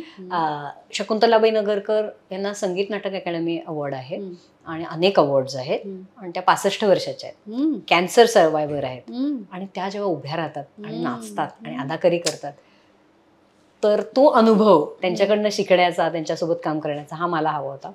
आणि पुष्पा सातारकर आहे, गौरी जाधव आहे, बाकीचे अजून कलाकार आहेत जे अकॅम्पनिस्ट आहेत, सगळे ट्रेडिशनल आर्टिस्ट आहेत. तर त्यांच्यासोबत काम करते मी ह्या लावणी के रंगमध्ये. आणि लावणी के रंगमध्ये लावण्यांचाच कार्यक्रम आहे, पण त्याची जी माहिती सांगितली जाते, त्याची जी काय सूत्रधार आहे ती मी आहे. आणि मी एक थिएटर मालकीण म्हणून येते. अच्छा. आणि गोष्ट सांगते लावणीची. आणि लावणीचे वेगवेगळे प्रकार, लावणी कुठून आली, संगीतबारी कुठून आलं, कोण कलाकार आहेत जे ह्याच्यात काम करतात, ते कुठून आले आहेत, आणि आत्ता त्यांची परिस्थिती काय आहे, त्याच्यात काय वेगवेगळे प्रवाह आहेत, ह्या सगळ्याचा एक काय तुम्हाला त्याची सगळी गोष्ट कळते. आणि ते करताना प्रचंड मजा येते. आणि आत्ताच आम्ही मेटाला आम्हाला भरपूर अवॉर्ड्स मिळाले. शकुंतलाबाईंना अवॉर्ड मिळालं, मला अवॉर्ड मिळालं. आणि भरपूर प्रयोग झाले त्याचे. दिल्लीला झालाय, मुंबईत झालेला आहे, पुण्याला झालेले आहेत. आणि आता अजून आम्हाला बँगलोर आणि इतर फेस्टिवल्स मधून आमंत्रण येत आहे. आणि कदाचित एक परदेशवारी सुद्धा आमची होणार आहे. तर चाललेले आहेत प्रयत्न. पण खूपच मस्त नाटक आहे आणि मला खूप मज्जा येते ते करताना. बरं, एकच तुझ्या 1-2 मुलाखती बघितल्यात मी, आणि तू खूप छान गातेस आणि मुलाखतींमध्ये गातेस, हे मला माहिती आहे. सो दिल के करीब मध्ये तुला गायलाच हवं असं आय थिंक असं मी हट्ट करू शकते. अगदी नक्की, मलाही खूप गायला आवडतं. आणि एक गाणं आहे जे पिया बेरुपिया नाटकातलं आहे, आणि ते मला अत्यंत आवडतं आणि लोकांनाही आवडतं. मला पण आवडतं. तर ते मी गाते. आणि प्लीज. चौक पुराओ, माटी रंगाओ, आज मेरे पिया घर आवेंगे, आज मेरे पिया घर आवेंगे, हेरी सखी मंगल गाओरी, धरती अंबर सजाओरी, उतरेगी आज मेरे पी की सवारी, अरे कोई काजल लाओरी, मुँह काला टीका लगाओरी, उनकी छब से दिखूं मैं तो प्यारी लक्ष्मी जिवारो नजर उतारो आज मेरे पिया घर आवेंगे आज मेरे पिया घर आवेंगे. वा वा खूप सुंदर. Thank you thank you so much. Thank you very much. खूप छान वाटलं येऊन. मला सुद्धा खूप बरं वाटलं. थँक्यू. आणि तुम्ही सगळेजण ऑलवेज पाहत राहा दिल के करीब.